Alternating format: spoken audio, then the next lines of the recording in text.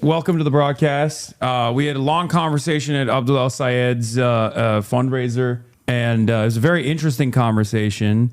And ever since then, I've been meaning to have you on. And unfortunately, this is probably the best possible time to have you on, but also simultaneously the worst possible time for the world in general. You were National Security Advisor under the Obama administration, and you were there in the room for at least, I'm very critical of Barack Obama, it's not a secret, but two key foreign policy initiatives that I always ride for, that I've always defended, normalization and ease of restrictions on Cuba, and also the JCPOA, which I think was a crowning achievement of the Obama administration's foreign policy. Now, obviously, we have a lot of areas of agreement, especially since then. I feel like your views have also evolved. I've definitely evolved quite a bit since that moment, since your time in the White House. And it's an interesting time to have this conversation. One of the things that I consistently talk about is how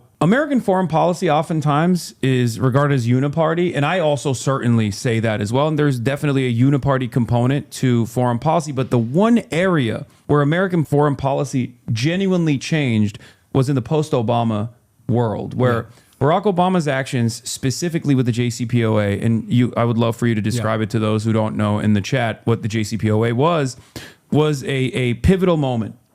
And the reason why I think it's a pivotal moment is because it was panned by the Democratic Party as well. There were definitely a lot of people who are still in power within the party. The current Senate Minority Leader voted against it. Yeah, exactly. Yeah. And there was a very disrespectful moment where Benjamin Netanyahu was invited to Congress to deliver a speech in front of the entirety of Congress, even though plenty of Democrats actually chose not to attend. There were still a lot of Democrats that did go and attend that speech. And the reason why I'm bringing it up is because when Donald Trump came into power, I think we basically offered Israel the driver's seat in our Middle Eastern policy. Like, they've always played a consulting role. Israel is seen as this like reliable and very valuable ally. Israel's interests align with our interests in the region. It's a resource-rich region, and obviously we have different partners in the region as well, but like they're not as seen as stable or as reliable as Israel has always been historically. But I think in the Trump administration, under Trump 1, there were a lot of decisions that were made that went against, decades of precedent, where Israel's wishes were fulfilled. Moving the embassy to Jerusalem was a huge deal. Now, after Donald Trump lost the election in 2020, Joe Biden became president, but Joe Biden also had some ideological commitments to Israel. And I think that was part of the reason why the Biden administration did not reverse some of these policies. One, because it would have been too difficult of a battle to fight. They could have gone into the JCPOA on day one, and they didn't. Exactly. So my question for you is, now we're in the second Trump administration, and we're even moving further, allowing Israel to seize control over the steering wheel, directing Middle Eastern policy. And as we're at the precipice of potentially striking Iran again in an incredibly costly military quagmire that might even collapse this country, depending on how far it goes, do you feel like the Democratic Party is falling short of what's necessary? Oh, yeah. I feel like the Democratic Party is falling short. And there's so much to unpack in that, Hasan. But I, just on the Democratic Party today, look, we are on the verge of fighting a war that 80% of the American people don't want to fight, that could be absolutely catastrophic for this country, for obviously Iranians, but for countries across the region too. Mm-hmm. Because if you have an implosion of Iran, you could have 10 million refugees into Turkey, Afghanistan, Pakistan. We could go through those consequences. Here's an issue that is politically popular on the left and the right. It's one of the few things people agree on in this country is they don't want more wars. The timing makes no sense. There's nothing that has happened in Iran that suggests that we need to mass the largest military force since the Iraq War there. And yet the Democrats are doing something, right? So the vehicle, Ro Khan has been very good on this issue, and he and Thomas Massie have basically are forcing a vote on essentially a congressional break on Trump having the authority to act. And, you're seeing the Democrats kind of sign on, but if you look at their body language, right? If the fight is about ACA healthcare subsidies. Like they are out there doing press conferences. They're out there beating the drum. They're traveling the country. They look uncomfortable. Some of not all Democrats. There's some very good Democrats on this issue, I should say. We can go. Ro Khanna, AOC, Ilhan Omar, but Chris Van Hollen, Tim Kaine. It's an interesting mix of people. But the leadership, looks like this isn't really the battle we want to fight, which doesn't objectively makes sense because it's an 80-20 issue, right? And do you really trust Donald Trump to do the war in Iran competently and effectively? Well, we shouldn't be doing it anyway, morally and ethically. But why would we want to essentially... The NatSec jumped out at you for a second when you said, do we really trust Trump in Iran? Yeah. I mean, I think, look, we are far too comfortable with bombing countries. Yes. And I own my participation in that for 8 years. I'm happy to talk about it. Like you say, I've evolved on a lot of these things, but what are the, so what does that tell you? Like, and to me, there's a mix of things, right? Some of it, is like there's a correlation between the kinds of Democrats who've taken money from AIPAC and who've been very reticent to speak out on issues related to Palestine and this issue. Some of it is this kind of like trauma buried deep in the Democratic psyche from the post 9/11 moment, where it's like they're going to call us weak and we'll lose elections, which is runs in the face of multiple elections in which Democrats voters rewarded people that didn't want to get us in wars, including Donald Trump, including Donald Trump, but not limited to Donald Trump, who ran as an anti-war candidate 3 times now. Yeah. It was much more difficult for him to do so in 2020 because, it was the Trump administration. But he did successfully win twice. Well, and Barack Obama ran in 2008 as an anti-war candidate. He never would have gotten elected president if he wasn't against the Iraq War and Hillary Clinton voted for it. Yeah. In 2012, he ran as the more diplomacy-forward candidate. Mitt Romney was the hawk. So in every single presidential election since 2004, with the exception of 2020, which is a weird election because I'm not sure Joe Biden wins that without COVID. But every single election, Americans are saying, hey, we don't want these wars. It's a left-right issue, convergence. And yet the political leadership in the Democratic Party is not where its voters are, and it's not even where the caucuses are. Most Democrats in the House and Senate, I think, are against this. It's kind of a leadership issue. Yeah. And the leadership seemingly has been whipping votes behind closed doors, or at least like trying to engineer an alternative where the Democrats don't even speak out against it, with the exception of those who have actually been bold and have come out and spoke out against going to war with Iran. But unfortunately, as we've seen from both Hakeem Jeffries and Chuck Schumer, there's not a lot of appetite on the leadership side to present a message. I want to ask you how you felt seeing Chuck Schumer come out and have, hold on, I'm going to pull it up real quick. Have these words, because the Gang of Eight had a conversation with I believe someone Rubio with Marco Rubio, and Chuck Schumer's only response in the aftermath of that, when he was asked, was something that we've heard many times over. Actually, it was an aesthetic, process focused response. Here it is. And the administration has to make its case to the American people. What did you hear? The administration has to make its case to the American people, as though he's been fulfilled. I mean, he's been filled in about what's going on. He understands the moment, the necessity for war with Iran, and it's just if only the public heard about it. Do you feel like Chuck Schumer is in opposition to a war with Iran, whether it's Donald Trump doing it or anyone else doing it, really? I mean, it seems like he's going to end up voting for this bill, and maybe because there's been a lot of pressure, frankly, for him to vote for this bill that tries to constrain Trump. Look, if you look at his body language there, though, he just got a briefing that could not have possibly answered the question of why we're going to war with Iran, because we should not be going to war with Iran. And this pivot to process, they need to make their case. They kind of need to go through the old motions of. I mean, it's like saying. We need a WMD campaign, we need some fabricated intelligence, what kind of case would Donald Trump make? Like, do you really think that would answer any of the mail here? And what's missing is a moral argument of like it is time for this country to stop getting into war after war, a policy argument like nobody fucking voted for people to launch a war in Iran when we have cost of living crisis in this country. Like there are all kinds of avenues to attack what is clearly like a terrible idea. And he instead kind of retreats to this process point, which to me is kind of the lowest common denominator. Who could disagree with the idea that they must make the case? But that's not meeting people's energy where they are, which is that we could go during this live stream, we could learn that we've started bombing Iran. Yeah. And there's no urgency there, right? There's no sense of like, I've just heard something very alarming and this needs to stop. This does not need to happen. This should not happen. Instead, it's this kind of process point. Yeah, look, I wasn't in any administration. I'm 34 years old. I'm just a guy in the sidelines. And from my perspective, when I hear the leader of the Democratic Party say this, to me that reads as, I kind of want Trump to foot the bill for this politically, and I don't mind if he does this. I don't mind if he does this. I just want to come across like I'm subtly nudging him in the opposite direction without without any real pushback whatsoever. And I think a lot of Americans do also recognize that, and that's where that voter apathy comes from. The idea that like both parties are not really going to represent my interests. No matter what happens, I still got to go to work and I got to worry about that.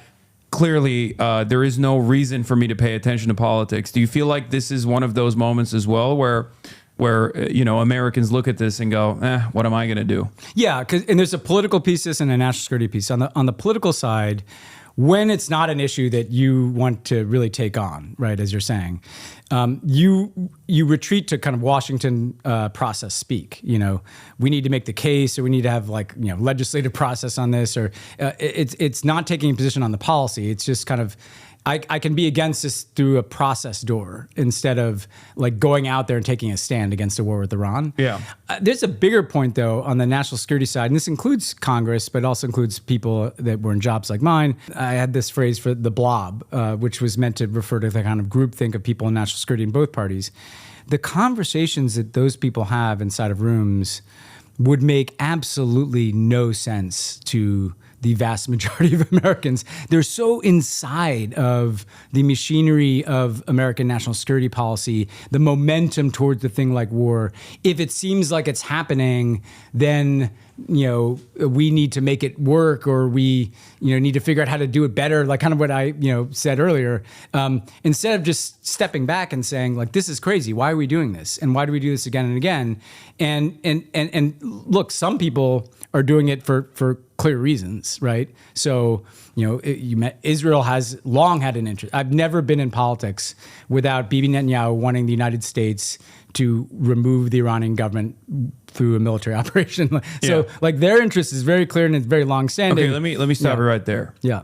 Have you considered that they're a week away from a nuclear weapon? After the Iranians, after their program was obliterated. Okay. By the way, I spent 8 years studying the Iranian nuclear program. It was neither obliterated nor is it a week away from a nuclear weapon. Okay, but have you considered that? Imagine a world, let me pitch it to you. Imagine a world where the Iranian nuke is a week away, though. We got to do it. We got to bomb them a little bit, right? We got to do something. Well, first of all, I'm joking. Yeah, I'm not. Here's what's really important. What Witkoff said is not that they're even a week away from a nuclear weapon.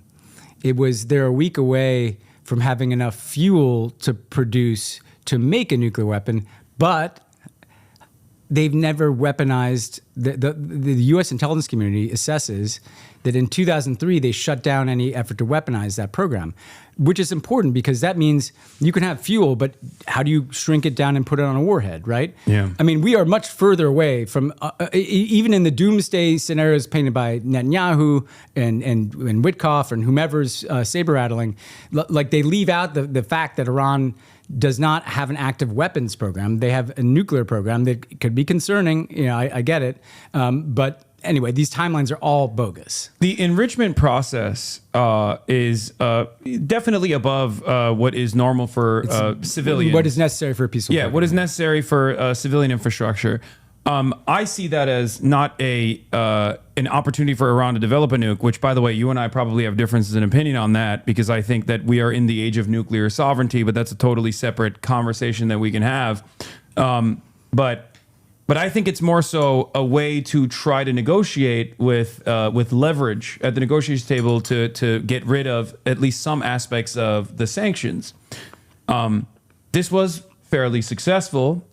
If you don't mind, can you explain to people what the JCPOA is and what the process looked like as someone who was working on it? Yeah, and it's important because this deal has been so demagogued over the years. But essentially, what the JCPOA was the United States, together with Russia and China and the UK and France and Germany, so all the kind of big powers at the table here with Iran, negotiated a deal in which Iran would agree to never develop a nuclear weapon. They make that commitment, and Trump claimed in the State of the Union that they'd never made that commitment. They did.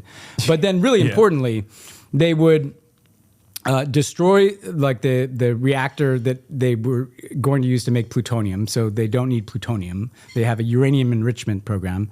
And then they would basically take out a significant amount of their centrifuges, put them under lock and key, monitoring and verification, so that they're only running a limited number of centrifuges that cannot produce enough fuel for a nuclear weapon. They're enriching at a far lower percent, that's consistent with peaceful purposes. Very importantly, they are shipping their stockpile of enriched uranium out of the country to be reprocessed and then used for things like medical isotopes. And then there are all these inspections regimes. There's people in the can go in and inspect the facilities. Yeah. There's cameras monitoring all this. The shorthand version is Iran gets some sanctions relief, and in exchange, they take a series of steps that guarantee that they do not have a program that could become useful for a nuclear weapon. The stuff is shipped out of the country. There's less of it. There's less of it operating. They're doing less research and development. There's inspections, and this solved if your genuine interest, right? And this is, I think, what the Obama debate kind of smoked out. If your genuine interest is making sure Iran doesn't have a nuclear weapon, this solves that problem for you. Yeah. So if you don't like the deal, you can say it's, I wanted a better deal on the nuclear stuff. No, this is about, and Trump is finding this out now, this is as good a deal as you're going to get on nuclear. It's do you want to remove the Iranian regime? And the Israelis said at the time, they need to get rid of their ballistic missiles too. They need to stop their support for they're still proxy saying groups. Trump is taking those positions at the negotiating table. Yeah, which is too. insane. And here's the thing. The Iranians will never do that. Yeah. And the Israeli government knows that. And so that proposal is designed in a laboratory to fail. Yeah. And that's kind of where we currently seem to be in these negotiations. And Trump has to decide, am I going to end up in this war because this deal is impossible, or am I going to take kind of essentially like maybe get a slightly better version of the Obama deal and say you did better than Obama and call that a win. I hope he does that. By the way, I'd be happy. It's also really interesting that their second place prize for like not removing the ballistic missiles has been to limit their range to 300 kilometers that suspiciously doesn't reach Israel. But still reaches some of our military. Of course. American bases. So still reaches American bases in Qatar. American bases in Qatar, Bahrain, and elsewhere are obviously within striking distance. Even the oil refineries are in striking distance of the 300 kilometers, just not Israel. Yeah. Which is really interesting because that's the one regional partner that, regardless of like proxy wars that Iran has had with other regional powers, that's the one regional power that is almost always directly attacking Iran or has directly attacked Iran in like the last couple of decades. Yeah, and that's why the Iranian government sees that program as their only potentially, that and the proxy groups were their way in which they tried to defend of course. Their regime survival. And look, I think that the reason Trump can't explain why we're doing this is it's not even clear to me that he knows why we're doing this. You know what I mean? In the sense that there's a momentum coming up, some of it from Israel and its supporters in the U.S., some of it from kind of dead-ender hawks, like your Lindsey Graham's, who, yes, is salivating. But there are these people in the U.S. that, they hate Iran and Cuba because they've never gotten over 1959, 1979. There's a kind of vengeance seed in American foreign policy with some of these countries. So I think there is a kind of the convergence of these dead-end Republican hawks, pro-Israel and Israeli government, a little bit of Reza Pahlavi mixed in, like the kind of. I feel like he's just an irrelevant entity in the conversation. He's they not. Just use him. They just dangle him as like as a way to, I guess. There's two components, right? You have the MEK on the one side. With no domestic, with no domestic Iranian support whatsoever, that is completely gone after Iran, Iraq, and then you have Reza Pahlavi for some of the monarchists, who are my neighbors and they're wonderful. Please don't kill me. Anyway, but you know, I would say one thing about this, if you don't mind. Like, I have a lot of Iranian friends, and the thing is, nobody's defending the Iranian government. The question is, number one, is the U.S. bombing that country the best way to bring about change? And I think the facts show Iraq, Afghanistan, Libya, when I was there, that doesn't end well. Even if you think that the enemy of my enemy is my friend, this can help. This could collapse your country and leave the worst people in charge, the most heavily armed hardline people. But the other point I make is that they're making cracks at this regime, like the Women Life Freedom movement. There are women going around uncovered in Iran. Like small changes. They've actually gotten an ease of. They've gotten an ease. A lot of the restrictions with a tremendous amount of on the ground like protests and people have died as a consequence. People have been jailed as a consequence of this. But that's a domestic affair. That's domestic repression, and it doesn't help, like you said. It doesn't. And the supreme leader is 87 years old and in poor health. Like this thing is going to change. Better to have the Iranian people change it over time than randomly Donald Trump deciding one day, with Bibi Netanyahu, that we're going to bomb this country. Do you really think that their intentions are to set up a stable, successful Iranian democracy? It doesn't feel that way. No, I mean, but that's also. That has literally never happened. Yeah. And you brought up one of those versions, which is, I think, a very scary outcome for every other regional actor, Libya, right? I mean, that's a great example, like Libya, Syria, Afghanistan, Iraq. American foreign policy is littered with these consequential disasters where obviously the American capital owning class have made a lot of money, whether it be Halliburton in Iraq or whether it be Exxon and Chevron and numerous other oil companies that are now playing a process in the refinement and the procurement. The American population doesn't see any benefits from it. Obviously, my argument always is the morality of it all is like, even if there was some sort of like military Keynesianism and America was able to prop up this wonderful social democracy on the backs of tens of millions of people that we have slaughtered, do I think that is valid or appropriate? Absolutely not. I don't. So, but even in spite of that, in spite of the immorality of it, there is not even any sort of material benefit for the average American. And I think average Americans see that more than ever before. Post 9/11, there was a lot of fervor. There was like Americans were looking to issue a consequence to people. They were looking to punish someone, anyone, and in the after like 20 plus years of that, and now we're on. We're eventually gonna turn the 30th year of our destabilization initiatives. Americans realize that it hasn't helped them at all. So that's the reason why there's no appetite for this kind of military action in Iran. One of the things that the Trump administration is suggesting that I find very funny is I read this Political report that came out yesterday, and they want Israel to strike Iran first. Yes. And then they think this will be easier to sell to the American population. I think they're wrong about that. They are so wrong. I think they're misreading things. Because there's a muscle memory in Washington that you will be able to generate broad bipartisan support, if it involves Israel. But we are, through Gaza, through one war in Iran, Bibi Netanyahu, pretty universally loathed by Democrats. The idea that and by the way, it'd be the worst thing for Israel, frankly, if they are seen as starting a war that the United States is then drawn into that becomes a conflagration. You might as well make Pat Buchanan the president at that point. Because that's that is directly leaning into the argument that like all of the military ambition in this region is not even in America's best interest. It's simply because Israel wants it. Is the main argument from that you're actually seeing in the populist right quite a lot of, and in this iteration of the conflict, there's some truth to that, especially because like I think the divergence with the Obama administration was certainly where we did not act out in Israel's interests, and they certainly reacted negatively to it.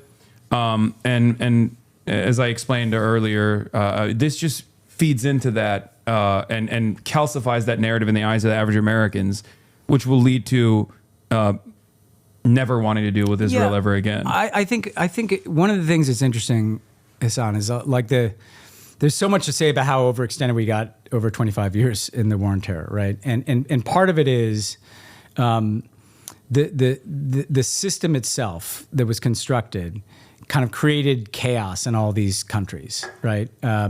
Violence and chaos in all these countries.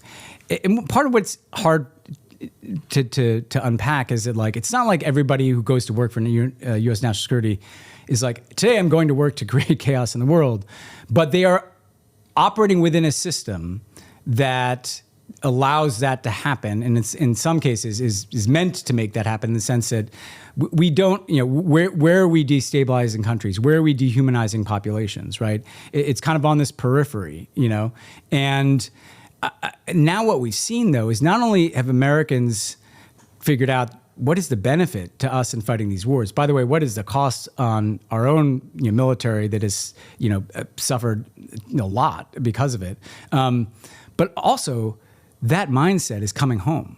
Like Minneapolis looks like Kabul or Baghdad, like with the night patrols, masked people. Like this is literally, if you dehumanize people abroad, particularly black and brown people, like that stuff has now come home. Sometimes the exact same tools that are being utilized. No, same equipment, some of the same techniques, some of the same personnel. Frankly, ICE, I think, when they meet recruiting targets, they look to the guy who killed Renee Good. So all this is happening, and I think Americans, to come back to your point, when they look at the Middle East, they're just like, can this place just be? I don't want it to be chaotic. I want things to be kind of calm over there. I don't want to get involved over there. Yeah. And then it seems to be the Israeli government policy. If you look at Yemen and by the way, with the United Arab Emirates, right?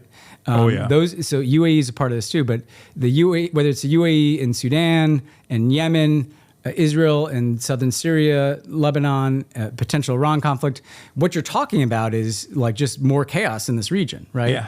And I think Americans would take the opposite view of like, I just want this place to be calm, for their sake and ours, like let's put an end to this. And there's an exhaustion that is part of what makes this ramp up to a potential another war in Iran feel so bizarre and discordant, because it's just not like read the room. This is not what the mood of the country is. No, not even a little bit. And I do think that depending on Iran's appetite for self-defense, this could go very south. What would you say to my analysis that the Ayatollah is probably one of the more restrained parties involved in this back and forth, judging by past performance, as far as even like reacting to Israel's actions or reacting to American actions, as opposed to some of the more militant elements within the IRGC.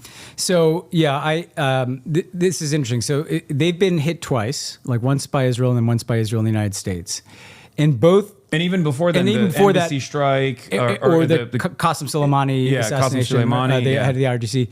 And what you saw them do is very carefully calibrate a response so that they could be seen to be responding, but be signaling that they don't escalate. So the example of this is they fired missiles at a U.S. military base in Qatar, by all reports, they called ahead and were like, just so you know, we're going to fire these missiles. And I think that was more of a warning than they weren't intending to hit the target. It was like, because they know we can shoot things down, particularly if we have advance notice. It was like, we're trying to show you, like, you are within the range of our missiles, but we're also trying to not escalate this situation. Yeah. They did some of the same stuff with some of the drones they flew at Israel, like literally just flying slowly across the Middle East. Now, at the end of the 12-day war, they were starting to try to really hit targets in Israel with their ballistic missiles. Oh, yeah. And they started to get through. Now, one of the things that has the ring of truth, I was talking to a really smart analyst named Ali Weiss, is that Israel took out a lot of the Iranian military leadership in the 12-day war, in the last war a few months ago. And some of those are the people that had been arguing, and we got to be careful here. We don't want to react in a way that leads them to remove the regime. So they're essentially, all they care about is regime survival, right? So now those people I think they also do, like, I'll be fair and say that, like, I can only use my own personal example with Turkey. Yes. Right? I despise Recep Tayyip Erdogan, and from what I understand, the government is not a big fan of mine either. I can't go back to Turkey without, possibly going to jail for things that I've written about the Turkish government, things that I've written about the coup. I'm not a good at this by any means. Of course, I've been very critical of that as well. I'm anti-CIA. But having said all of that, I still believe that regardless of how corrupt Erdogan is, regardless of how despotic he is, I still think that his primary, like, there is a level of responsibility that he has to his population, to the sovereignty of the country, even if that means he makes a lot of money on the side, or offers favorable contracts to his children and whatnot. And I feel the same way about the Iranian government as well. Like, ultimately, yes, they're ruthless. And they're incredibly repressive to a degree that I think yields not only instability and creates national security problems for them. It opens up tremendous opportunities for Israel to very clearly take advantage of. And yet, I do think that their primary focus here is to maintain sovereignty and to protect their citizens to the best of their ability. Yeah, well, and here's another important point about this, because oftentimes American politicians, policymakers, they look at a place like Iran or Cuba, for that matter, and they see they call it a regime. They see it as a monolith. Like, everybody inside that regime is the exact same person, and that they're not different factions. And there are. I mean, just because you're not a democracy doesn't mean you don't have people with different views in the government. Yeah. And there are always hardliners and people that are more open to reform or engagement, what have you. What's happening when you bomb a country like this? You are confirming repeatedly. You are confirming the worldview of the hardliners, right? Yeah. The people who've been saying all along, don't ever make a deal with the Americans. You shouldn't even made that deal with Obama. Like, there were a lot of people in the Iranian system who hated the nuclear deal because they're like, don't trust the Americans. By the way, they might not have been then wrong. When Trump pulls out, guess who looks like they're proved right? The hardliners, right? And so when those Iranian military commanders got taken out, the younger crowd that moved up the ladder, these people could be more, ready for a fight. And this time, Iran might not call ahead. And look, they can fire ballistic missiles at our bases in Qatar and Bahrain. They can fire ballistic missiles at Israel, try to overwhelm the missile defense systems, have a few missiles get through. And just imagine if a bunch of Americans are killed, for instance. Their proxies could, try to attack our embassy in Baghdad, which in the past they've been able to demonstrate they could do that. Lebanon, they could try to stir things up. They could launch cyber attacks. And then the problem is, of course, then there'll be an overwhelming response. And if you remove the regime, if you kill the supreme leader, it's far more likely that Iran implodes into some kind of civil conflict, or the IRGC, the most hardline faction, tries to seize power because they're the most heavily armed people in the country, and then you have separatist movements in parts of Iran. There's also like a succession that was chosen already, given the Ayatollah Khamenei's age. And I think before the last 12-day war, there was like 3 different clerics that were chosen in secret. So there's like a contingency plan that they have. I don't know how successful that will be, especially because, like, Khamenei was also a formative figure in the Iran-Iraq war as well. So, like, he was an established, known figure amongst the clerics as well. So I don't know where they would go from here. he was not the same force that I guess Khomeini was, but even then he was like an established entity. And he's the longest serving dictator in the world, so he's kind of built this structure, you know. But the other thing they know is we can bomb. We have all this overwhelming superiority in the air, but he also knows that Americans, including Someone Trump, said he's still younger than Chuck Grassley. he is actually. True. And by the way, similarly online, his Also Twitter tweets all the time. account is kind of like Chuck Grassley. Just like Chuck Check it out. Yeah, Grassley.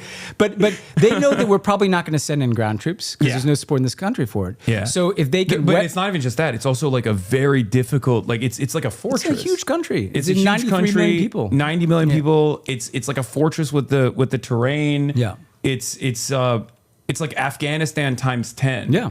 And recent events show that Afghanistan was not exactly successful. So that's the thing. If you're the IRGC and you weather, you know, Midnight Blizzard 2.0, you think, oh, I can wait these guys out. You know, look what happened with the Taliban in Afghanistan. Look what happened. I mean, Iraq, you know, kind of muddled to some place that is where nobody expected it to be. But, you know, Trump is depending on this idea that you can solve problems just by bombing countries. Yeah.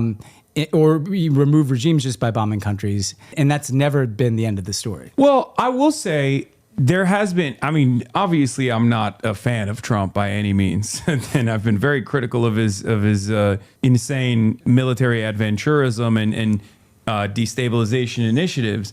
But the one thing that Trump has been somewhat shy about, has been somewhat restrained about, is that he also has this weird like anti-neocon tendency almost, where he's like, I don't want to subscribe to a 20-year war. I don't want to be like, I want to go in and out clean. Like, and as much as I abhor what the administration did in Venezuela, it's very obvious that there were different forces inside of the administration that would have loved to utilize more military assets and potentially go into a much more long-standing battle, maybe even try to forcibly put Machado in charge. And he was like, no, she has no popular base. It's not going to happen. We're going to work with Delcy Rodriguez. So in a weird way, like, I think that approach is different from like boomer neocons of the past. It is. And it shows me that even with Qasem Soleimani, he will do unpredictable things and he will greatly escalate conflict. But he doesn't want to have, this is not sane washing chatters. I'm trying to establish like a logical through line with the way with what he has done and what he chooses not to do.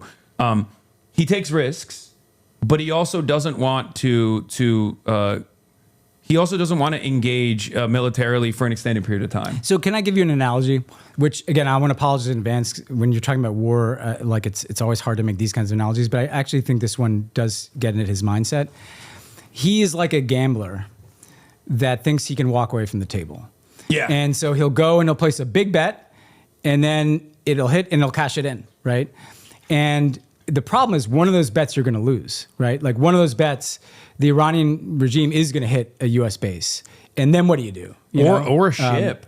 Or a ship, right? Like they're talking about using Chinese radar systems. They're talking about potentially shipments of Chinese anti-ship missils. Yeah. Like this is, and even before that, they have a fairly sophisticated and very affordable indigenous weapons manufacturing industry that is specifically designed around fighting against America and Israel. Yeah. You know, underground missile silos and the like, and underground missile launching systems as well. Production facilities. Yeah, exactly. So like there's supply chains. Yeah. This is a sovereign state. This is not waging war, like waging a counterinsurgency war against like a band of brigands using old equipment that we gave them, 20 years prior. Well, and Venezuela had not been preparing for 40 years for a potential conflict with the United States. Yeah. Like the Iranian, their entire military and security ethos has been designed with the U.S. this precise conflict in mind. Yeah, absolutely. Same with North Korea. Like, let's be real.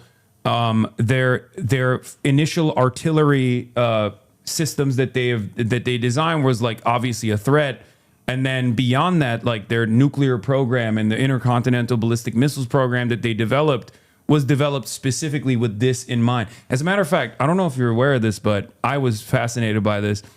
a lot of the tunnel systems that they use in Iran, they learn from DPRK engineers. Is what there was something I was reading about this. Like, no, that makes a lot of sense. So there's a lot of cross pollination. I mean, a lot of those Iranian say drones were used by Russia in the Ukraine war, and the North Koreans are in Russia. Like, there's a lot more collaboration, and frankly, we've been one of the driving forces of it. Oh, for sure. I would say, especially with Iran. Well, by the way, it is a failure of American foreign policy.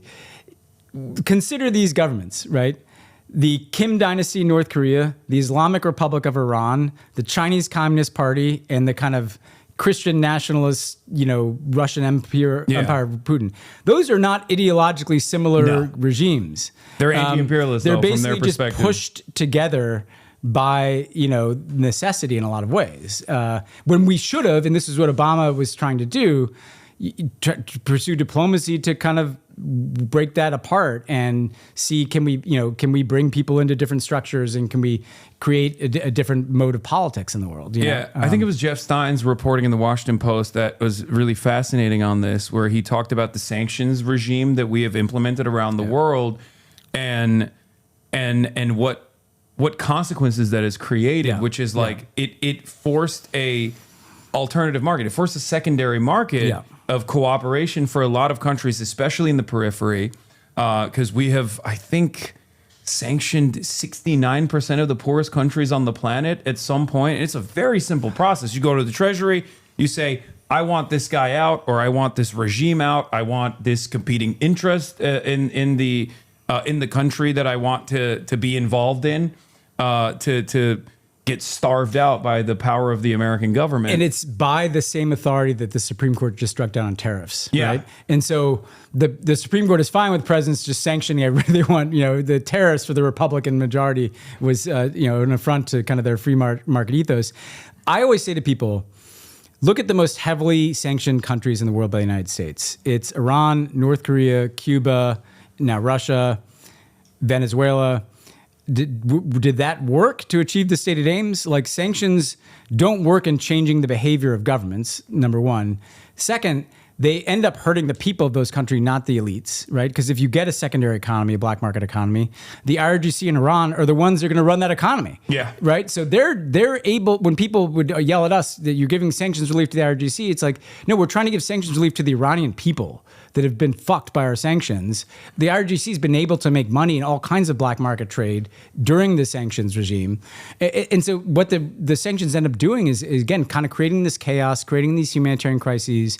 And then now it's become so extreme that these countries are creating parallel economies, right? Yeah. Russia has figured out a way to sell its oil despite being sanctioned by the United States. Yeah. The Chinese are trying to turn that into an alternative to the dollar, right? Yeah. But the dollar is the basis of American power in the world. If every financial transaction has to run through the dollar, you have infinite leverage.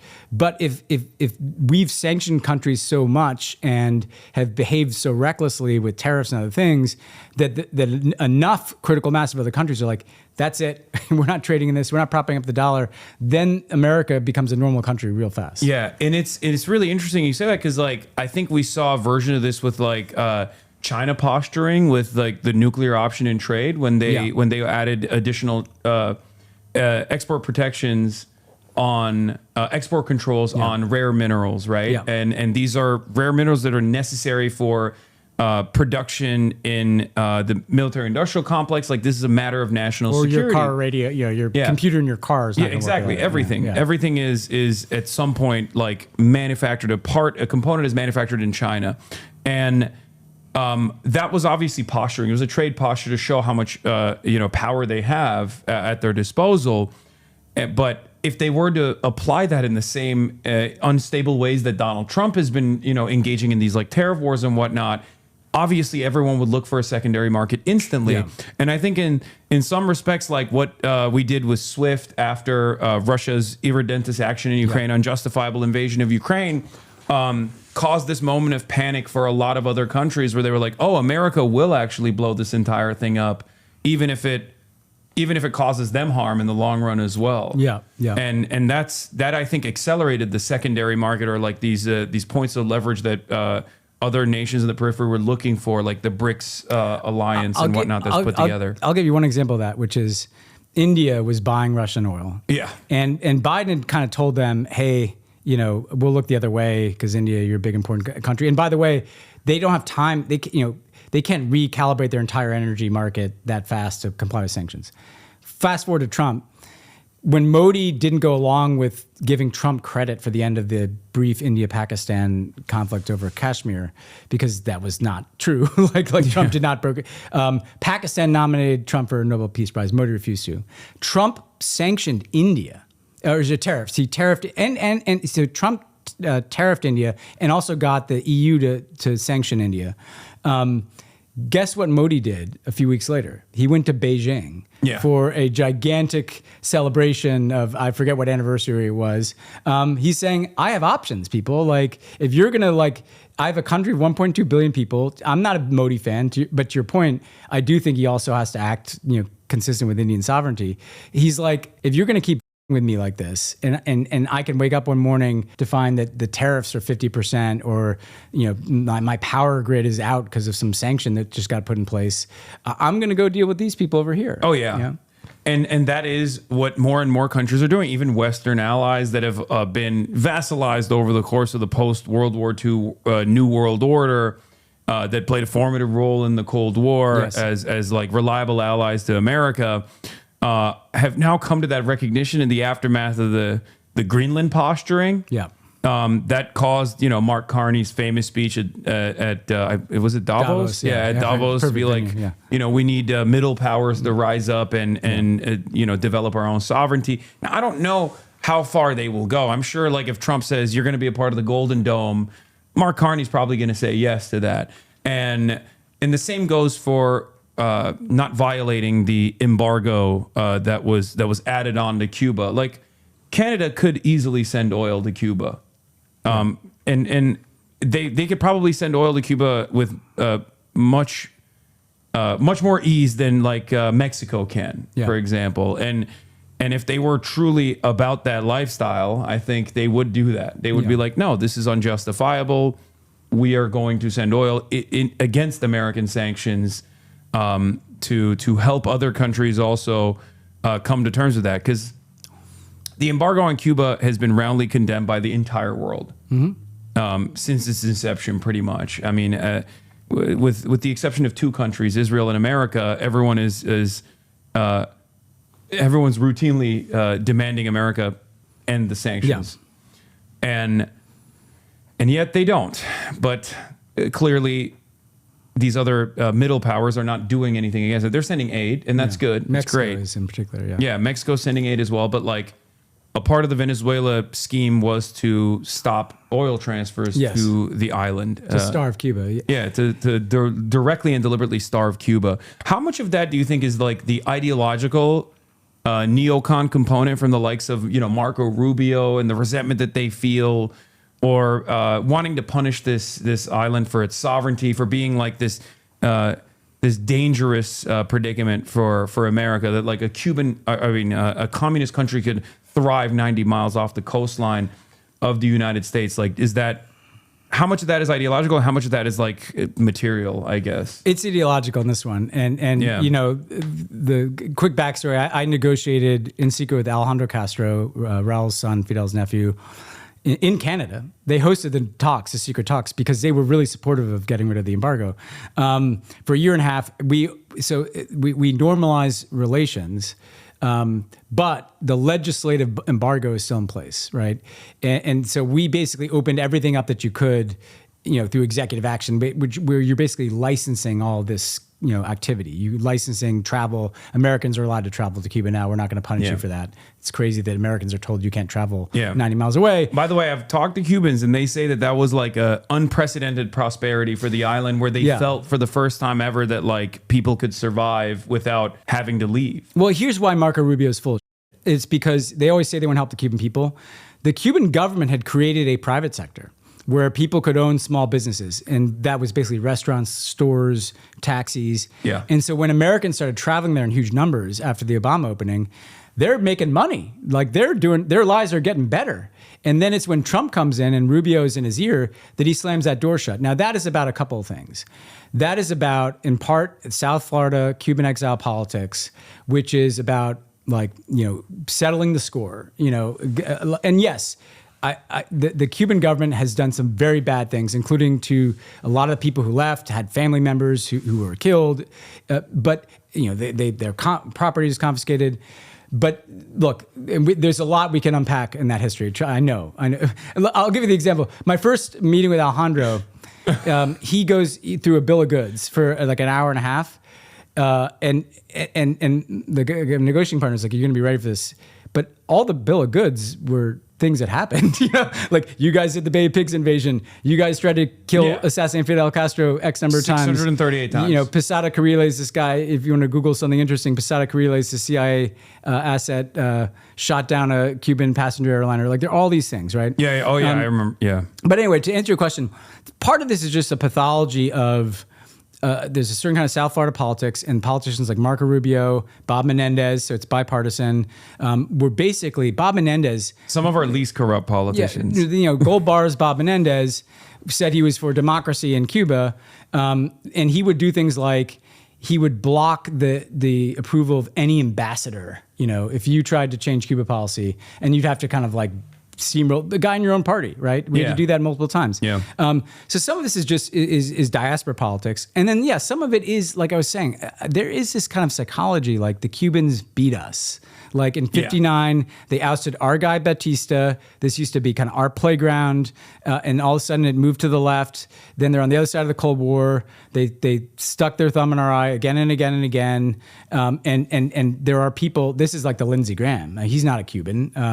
But he has this pathology. He's never seen a war that he hasn't liked. Yeah, because look, here's the thing about Cuba. It poses no threat to the United States. No, I can argue the threat Iran might pose. The funny thing is with Cuba, they're negotiating, but nobody even knows what they're negotiating. Right? With Iran, there's something to negotiate, like your nuclear program. Cuba, it poses, and if you've been there, it is in a level of poverty that does not exist in the Americas and barely exists in the world, and it is largely because of our embargo. They don't like to drive classic cars. Camila Cabello is going to get very offended that you said that. They're going to do standpoint epistemology on you. Well, let me just give you an example of this. We were trying to encourage investment after the Obama opening from Europe because we couldn't even get it from the U.S. Yeah. And the Europeans were like, we don't trust that we can invest there without getting sanctioned by you. And you, Obama, you're not going to be around forever. And so the embargo puts a total freeze on investment into Cuba. Guess what that does? It fossilizes the Cuban government. It makes them the only alternative. If no ideas, no investment, no travelers can get in the country, how can the place change? And so American policy has not only failed against its stated objective of changing the Cuban regime, it's actually been a huge ally in kind of fossilizing the status quo in Cuba. Yeah. And now we're literally trying to starve this place to death. And the fact that there's no discussion around the malnutrition in Cuba, like the unnecessary deaths that could happen, the kind of collective punishment as policy, that is so normalized that you don't see any discussion of it in like mainstream media. It's just like, will Trump get a win in Cuba? If the win is starving a bunch of people to death, what are you really winning, Yeah, no, absolutely. And you're 100% right. Cuba presents zero threat to America. It's not trying to attack us. We have a f***ing concentration camp that we are on like a lease agreement from Cuba. That's where Guantanamo Bay is. Well, I had it. You like this, Hasan, as an anecdote. So the Cubans hate that, and every year, famously, there's an agreement signed back in the kind of colonial days where we pay like $1,000 a month or a year for that. Fidel used to never cash the checks and like stack them up and stuff. But at the end of the Obama administration, when it was evident he was not going to be able to close the prison at Guantanamo Bay, I went to the Cubans and I was like, hey, I just want to know if I can make this pitch to my boss.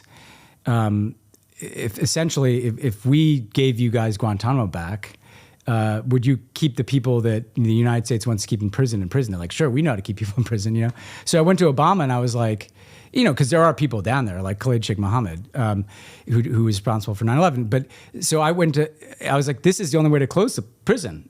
The only way to close the prison is to give the whole facility back to the Cubans. And obviously that didn't fly, but that's a good example. do Americans even, why do we have a naval base in a country that doesn't want us there? You know, I mean, like if we're acting in, it's a sequence of contradictions that make no sense when you scratch the surface of it, where you're like, none of this is 90 miles off the coastline. It's so ridiculous. It's so cruel. It's so inhumane, and it's just like all of this theatrics is like kept together by the average American's lack of interest and lack of understanding of how these things work.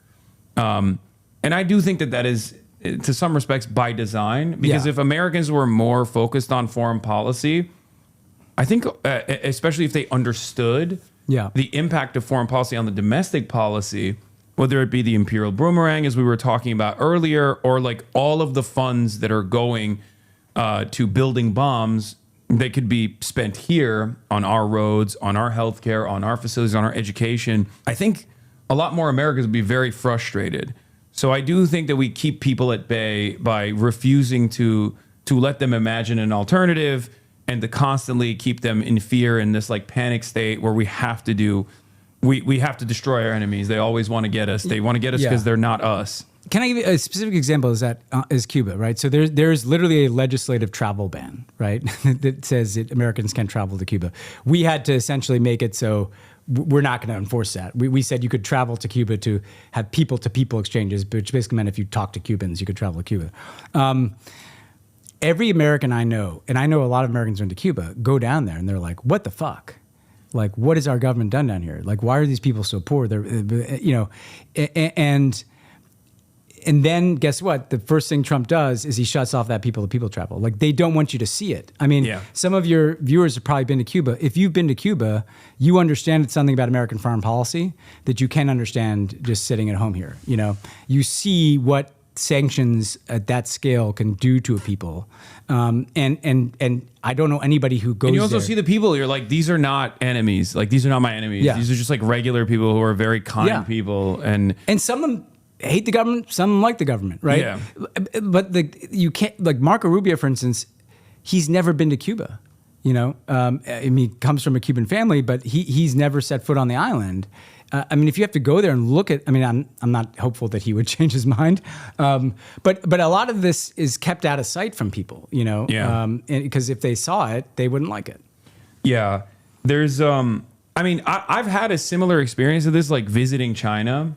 I mean, I obviously had like in comparison to the average American foreign policy person, I was, you know, an outright sympathizer in comparison to them. But I also had my worries before I traveled to China.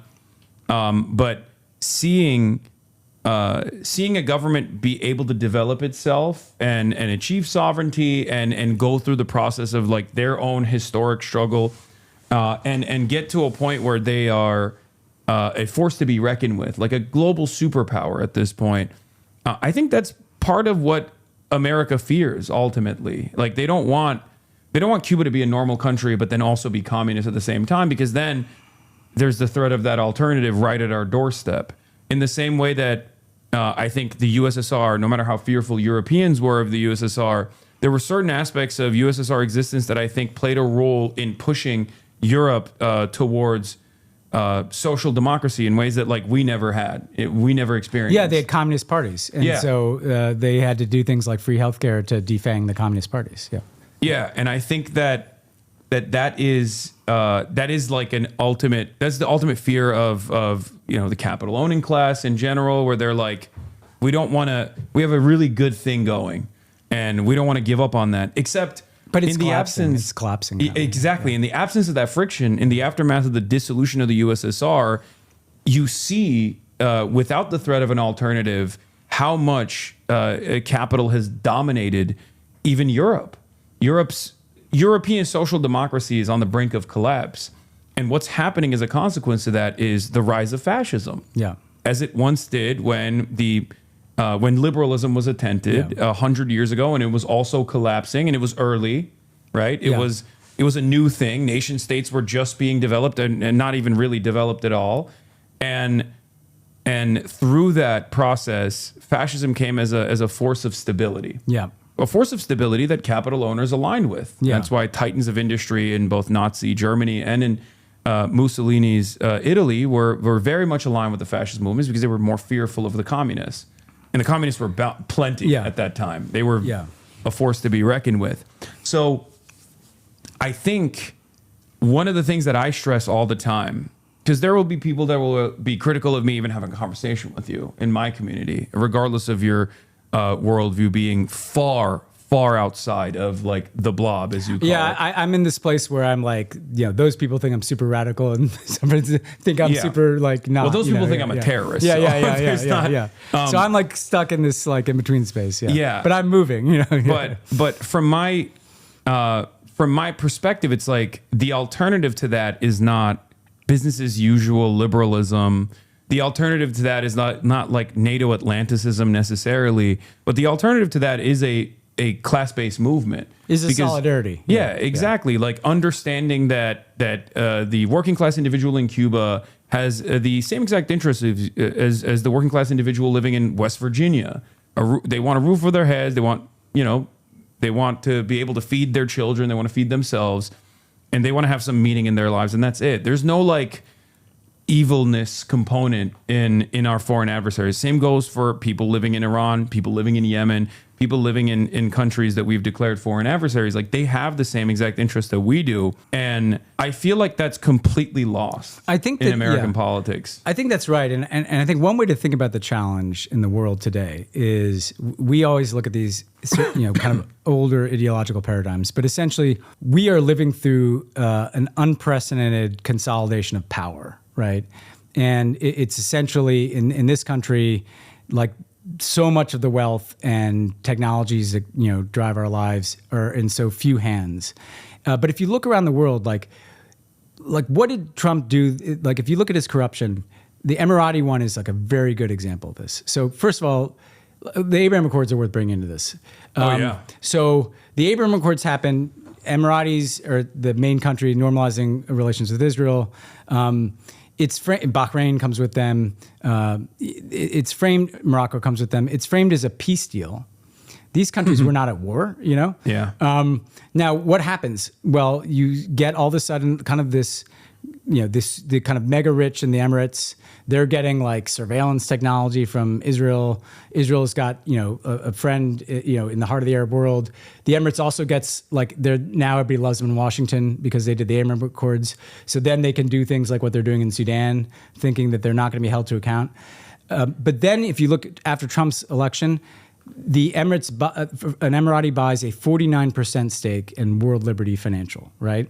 That's Trump's crypto business. Yeah. Then they make a $2 billion investment through Trump Coin. Nothing to see here. Right. Seems totally above board. Then Trump lifts the restrictions on the highest level U.S. chips going into the Emirates.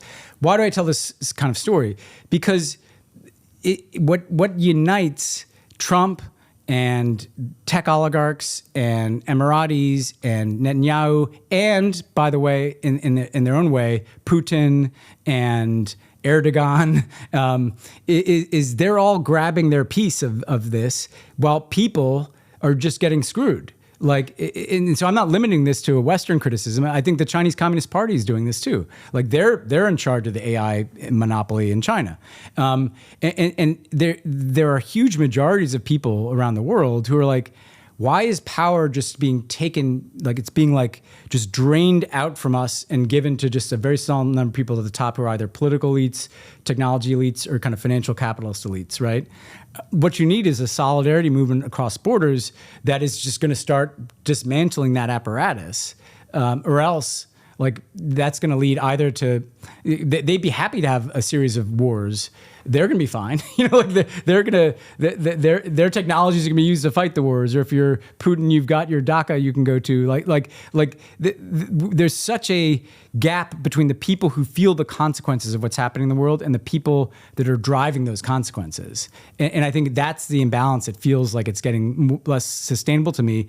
And you see like AOC and Bernie giving voice to this, like the authoritarianism problem is. I don't even think they're radical enough. I'll be honest. I love them, but I think like the ways in which they should be communicating this is like unapologetic, the language of class warfare, because I think like a lot of Americans You are don't think fearful. Bernie does that? I mean, even Bernie dilutes his message quite a bit, although he has such a long history of doing it's exactly that it's a little bit different. But I do think that, I mean, Euro-communism and socialism in America is a very like liberalized version, as opposed to like the Marxist-Leninist tradition. Socialism in America is European social democracy. Yeah, It's exactly. free healthcare. Zoran's agenda is very familiar to anyone who lives in most European absolutely. countries. You know, But- like and free turns childcare, out- free healthcare. Like this is a modest normal. expansion of existing social safety nets is seen as this like radical Zoran is change. far from a communist. Yeah. And it's interesting because it's like He's not even- seizing the means of production. But anyway. even then, like even if someone is, because I think Bernie is a socialist. Like he comes from the socialist tradition for sure. Notwithstanding his like latest mishaps every now and then, but I mean like he has Eugene a Debs, consistent yeah. yes, he has a consistent Labor. socialist message for his entire career, and has been at odds with American foreign policy at times when it mattered. I think like post Yugoslavia, it's a little bit different. Like if I look at his career as critically as possible, I think there has been, still consistent advocacy against like American foreign policy at times. But he presents himself as a social democrat, is what I'm trying to say. I think obviously no Democrat's going to run around advocating to develop a Marxist-Leninist vanguard in the United States of America, and that's not my expectation either. But I think like as far as the language that we use, I do think that a lot of Democrats do shy away from saying anything that can be immediately criticized as like you're a communist, you love the USSR, you love America's foreign adversaries. I think like just as Bernie played a big role in normalizing socialism as an ideology in America and like combating a century of Red Scare propaganda and did so effectively, I think we can push even past that. Like we can push further from the position that we're currently in with the language that we use. Because otherwise you run into, and I want to hear about your perspective on this, at the Munich Security Conference. Yeah. AOC delivered a speech. Now, it's not, I understand what she was saying. I understand where she was going with said speech. And I do think that there are some disagreements that I have with Matt Duss, some areas of tremendous agreement that I have with Matt Duss, especially with respect to his approach to China. I think like their attitude to China is very good from my perspective, where they think like no more strategic competition with China. Like they are a partner and we should treat them as a partner. And we should negotiate things. Yeah, exactly. I mean, rather than, saber rattling and the posturing that we engage in. But as far as like hearkening back to almost like a NATO Atlanticist position, I do think that they find themselves in between these two forces where on the one hand, they're still running a little scared on foreign policy, where they don't want to just say like, we should only care about class here. Like, and it almost goes back to like vulgar Brandonism, as I like to call it, going back to like the Biden era of like a restoration of the liberal rule-based order. Yeah. Pre-October 7, of course. So I was in Munich, and what was interesting to me about that is, look, I think that the message that she was delivering that I think was important is that they're dealing with the rise of these fascist parties, these far-right parties across Europe. Yeah. And oftentimes the kind of social democrat class that is kind of the governing class, or the Christian Democrat, that kind of center right to center left. Yeah. They're kind of bystanders, and they're like, do we maybe we should just get harder on immigration, to Hillary Clinton. Shouts out to Hillary Clinton. If you're a voter in Europe and you want a hard ass on immigration, like you have the people that will, like Viktor Orbán's of the world, who would do that. And so what she's saying is like, if you guys want to be serious about tackling the far right, it's not about talking up democracy or attacking this way. It's about dealing with the issues that your working class is facing. That the democracy crisis in Europe is a working class crisis. Now, The split screen problem with that in Munich was they were all also talking about, and this was not AOC so much as a lot of the kind of security people, how great it is that Europe is now going to spend all this money on defense because Donald Trump has bullied them into spending 5% of their GDP on defense. And it's 3.5% of GDP plus, they say 1.5 for logistics or something. Yeah. But an insane amount of money on defense, which, by the way, I don't believe that they're actually going to do. But that is a recipe for helping the far right, because that's like how do you do that? Plowing money into defense. Austerity. Yeah, exactly.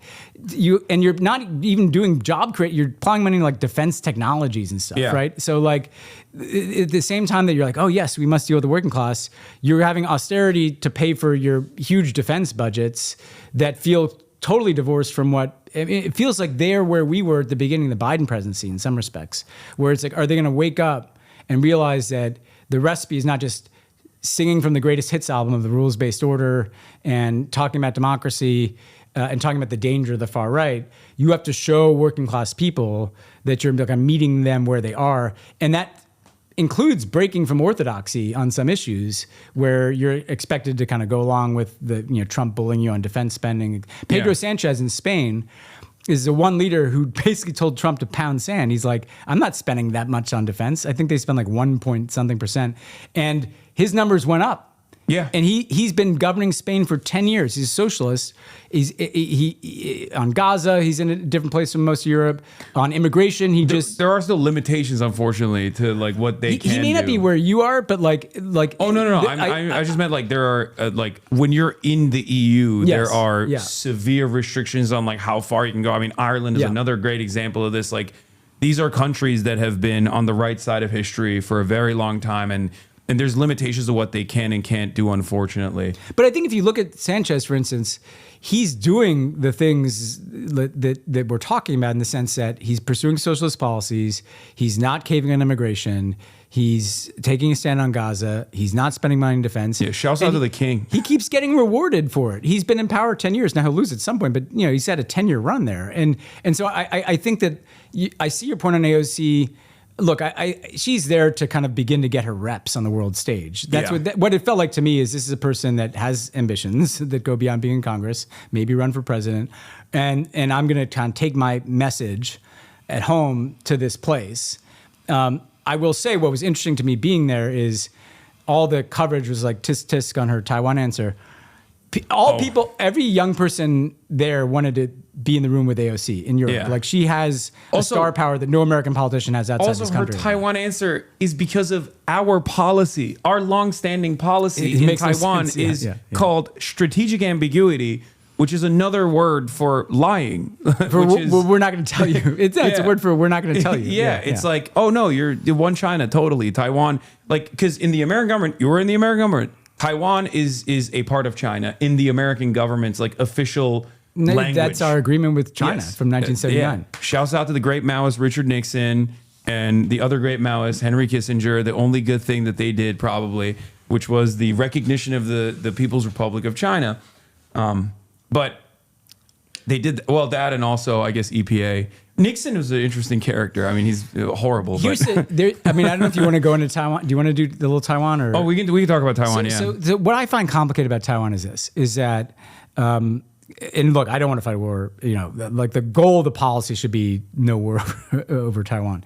And I'll get to kind of one way you might do that. But when we made that deal, the people running Taiwan believed that there was one China, right? So Chiang Kai-shek leaves China with a couple million people. All the gold. Takes over Taiwan, is a brutal US-backed authoritarian leader who believed that they're the legitimate government in exile in Taipei.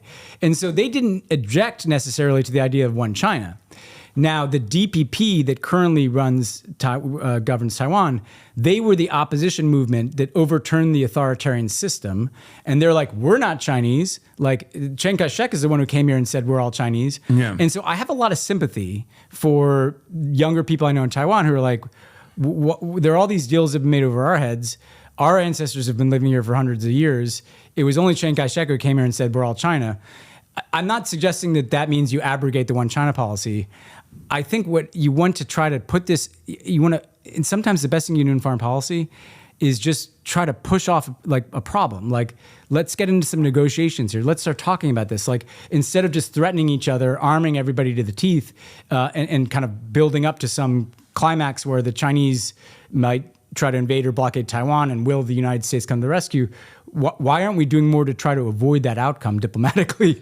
Well, I think the real reason is because, and maybe this is where you and I diverge, but like, I think it is I think it was Mao who said it, where he was like, there's two islands of empire, like Western imperialism. In the Far East is Taiwan, and in the Near East it's Israel. And I feel like it's like a base of operations for America to constantly have this like potential destabilization force, notwithstanding like the actual will of the population. Because let's be real, I don't think America really cares about it that much. I think it's good for arguments. You can always use it as Americans care about the semiconductor.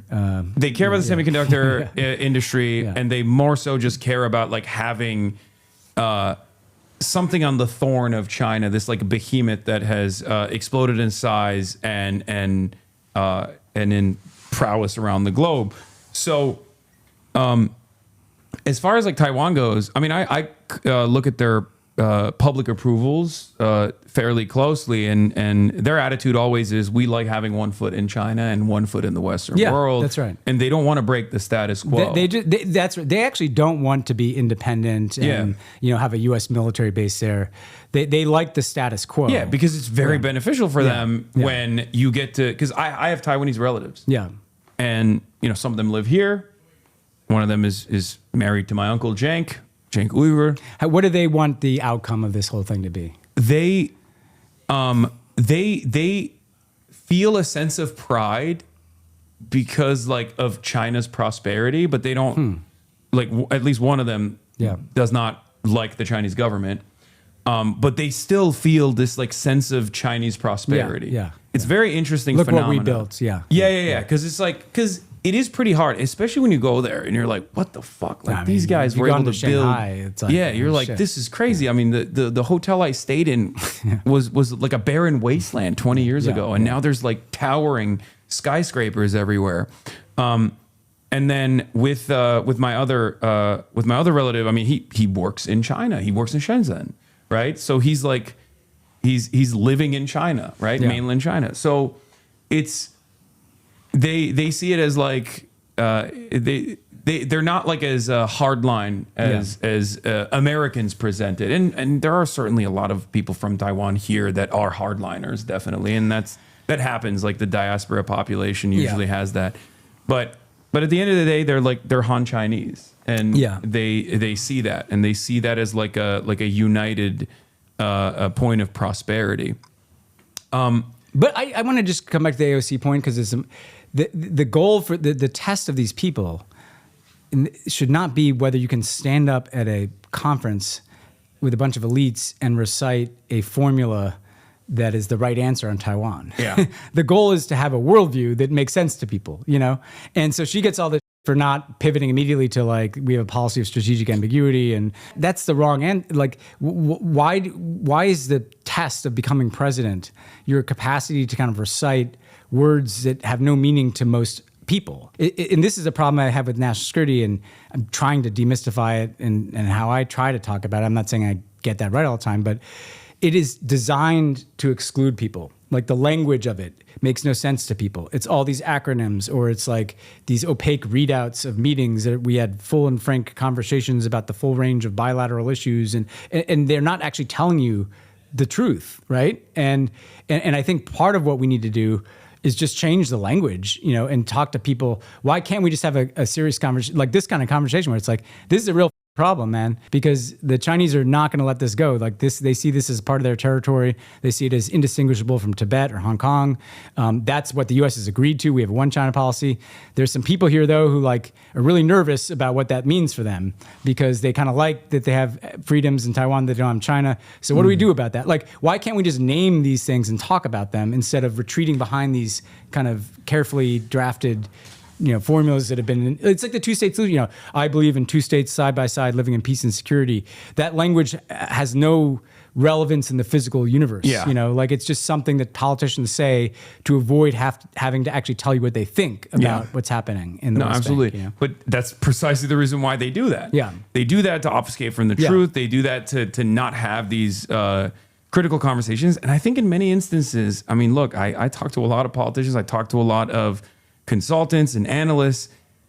I'm gonna be honest, a lot of them haven't really thought about it. Yeah. Like they just haven't. It's much easier for them to just like repeat whatever like this preconceived talking point is, because if they were to expend a great deal of time learning about it, reading the history and developing like a truly coherent worldview around like what must be done in these places, I think all of a sudden you're putting yourself at odds with like the rest of the country, because the rest of the country doesn't give a shit.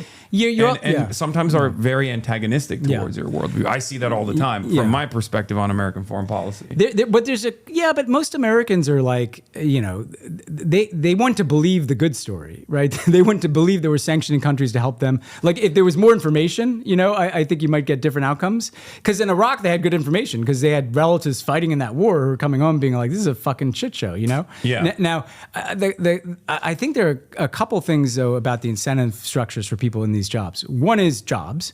So I can tell you, and I'm not saying this to toot my horn, it's just the reality of who I was.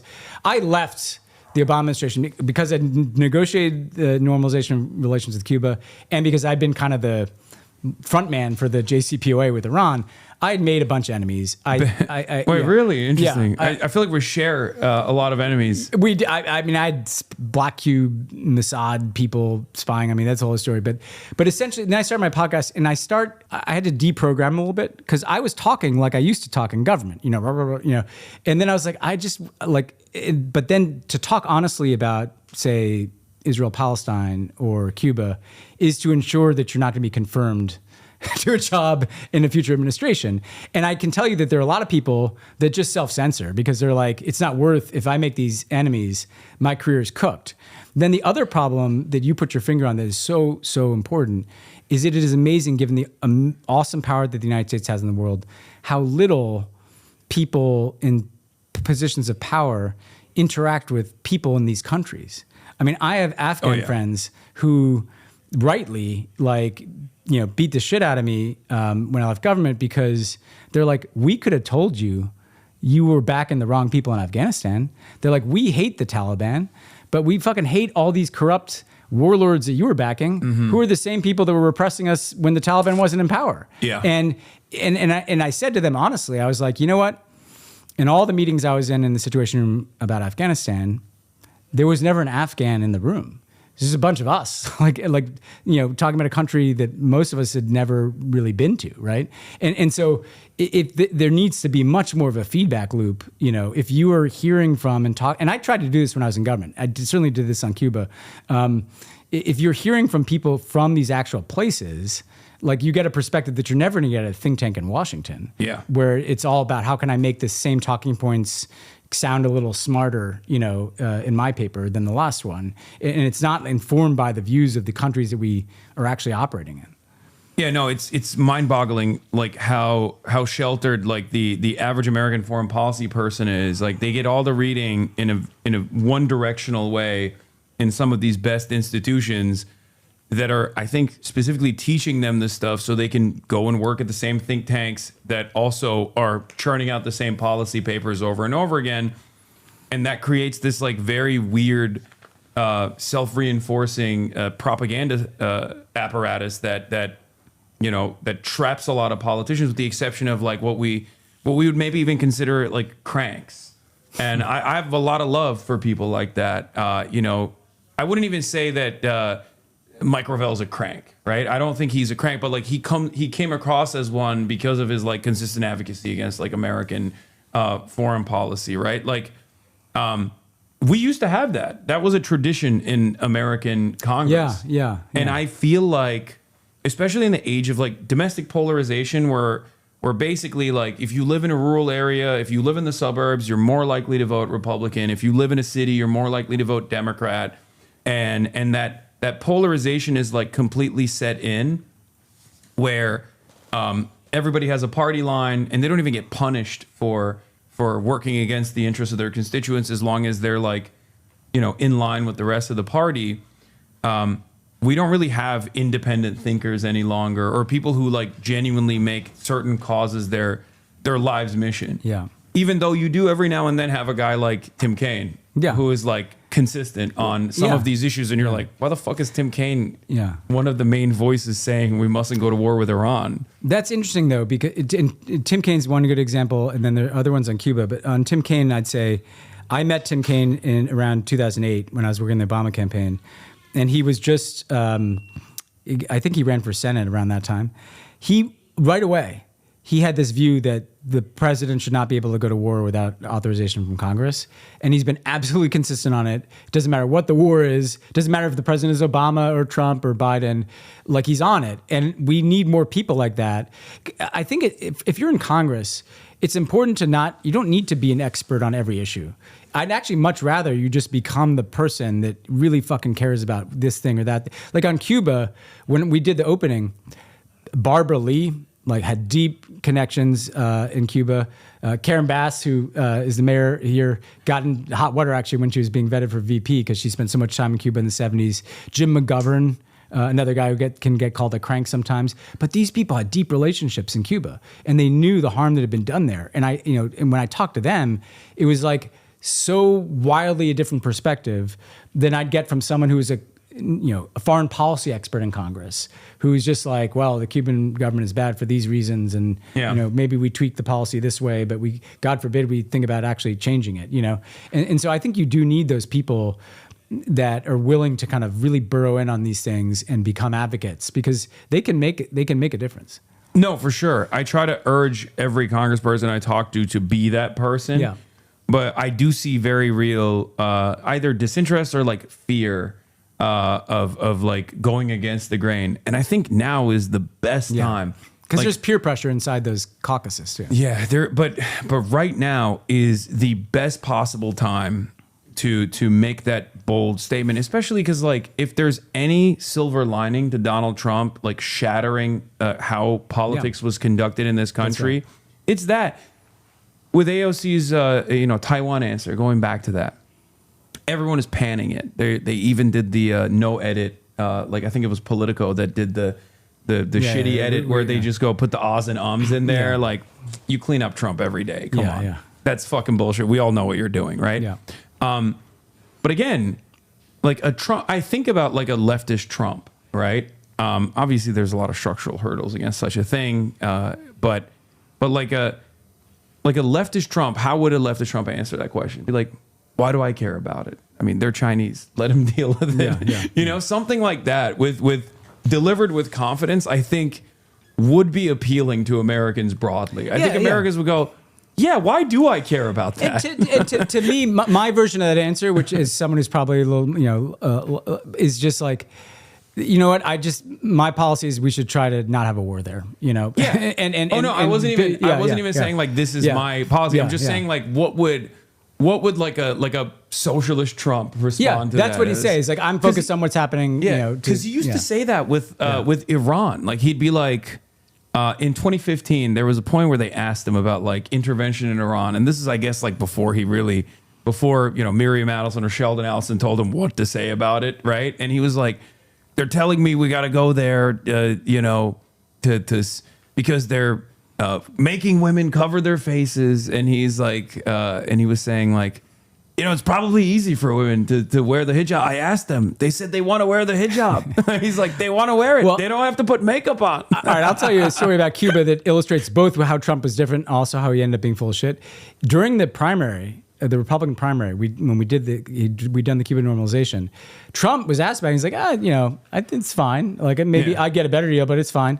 And then I heard in 2016 that the Trump organization was down in Cuba scouting real estate properties because they wanted to develop hotels and golf courses. I'm gonna be honest. I wish they were still invested in that. No, that's what Trump, with absent any, if Trump was Trump, like his deal, he would have gotten into power in 2017 and said, hey, I want the Trump organization to develop all the keys off of the coast of Cuba.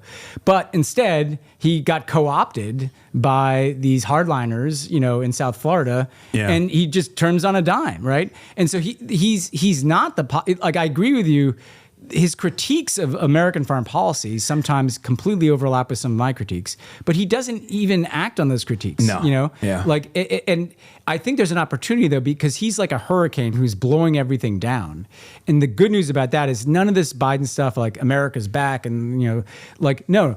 When you have a hurricane, you don't renovate, you rebuild something different, And so we have this opportunity on the back end of this, assuming there is a back end, to not just kind of tinker around the edges, but to actually imagine a totally different kind of international order. Like that's what should we be talking to the Chinese about? That, like, what are we doing together on climate, on AI? Instead of AI race, like how about putting some fucking guardrails around this technology so it doesn't take all our jobs and become autonomous weapons?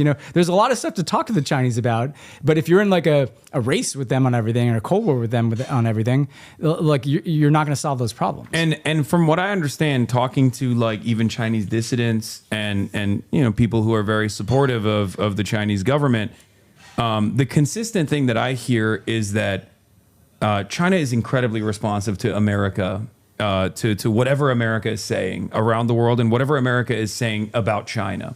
So in moments where they feel as though like America might, take an adversarial tone against China, they really add more domestic repression because they're like, we don't want any sort of instability in the country. I guess maybe America shouldn't know about that because then they're going to keep doing it. And I mean, I guess they're doing it regardless. But like the way I see it, one thing I did want to talk to you about was specifically Ukraine, because I think a lot of people look to October 7 as like the complete shattering of like the international rule-based order, right?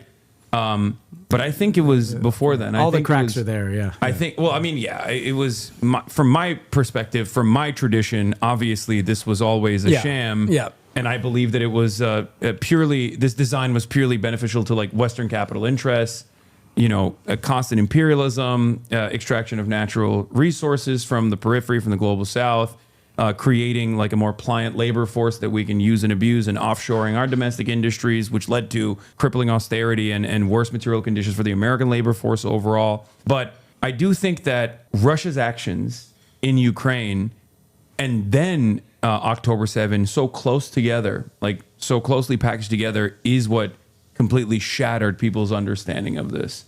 And I don't think we've experienced the repercussions of that yet. I don't think that like, I think the world is only now revolting against it when you see, protests, like steady protests in European capitals against like their government's lack of interest in issuing any sort of condemnation towards Israel. Yeah. It's making people realize that like maybe liberal democracy is not working. And I don't think a lot of leadership understands that. Yeah. Like I don't think the American government is aware of it even. I think they just kind of are like, oh no, it's going to be fine. We're going to put the cat back in. Yeah. The bag. I mean, there's all built-in hypocrisy in American foreign policy. But when you stand up, like the Biden administration did, and say Vladimir Putin is a war criminal because the ICC is, got an indictment out on him because he's killed Ukrainian kids and kidnapped Ukrainian kids, all true, and then turn around and condemn the same ICC that is prosecuting this same war crimes, right? Yeah. Literally, with greater severity. The killing of children, the collective punishment of a population, and you are then the amount. You don't need to be a foreign policy expert. No, you don't have to. There's no nuance or it's complicated. And if your rules-based order is essentially we get to select when we use these tools to punish only our geopolitical adversaries, and we are completely immune from any of that, then there is no rules-based order already, right? Yeah. And that, I think that's it was like the curtain being pulled back. Yeah, it's the third worldist position, ironically. It's like something it's not new. It's not new to anybody from, I grew up in Turkey, so my understanding was exactly this. Yeah. And when I brought it to America, people did not like it at all when I say it. for years and years, from my own personal experience, like when I did this advocacy, when I talked about foreign policy from the perspective of like the victims of American empire, American imperialism, people would say, I'm an America hater. I hate America. Get the fuck out of the country.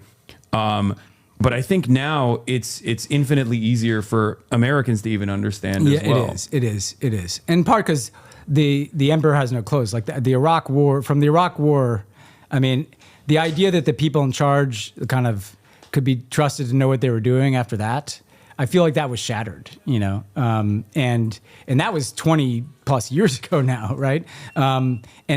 People just keep getting that confirmed for them, right? So whatever emerges on the other side of this is going to have to look different necessarily from what came before. Now, the danger of the Ukraine piece, though, is that the one thing that the rules-based order succeeded in is preventing a World War III, right? So like, all kinds of other that things. And nukes, I think. That and no nuclear war, no World War III.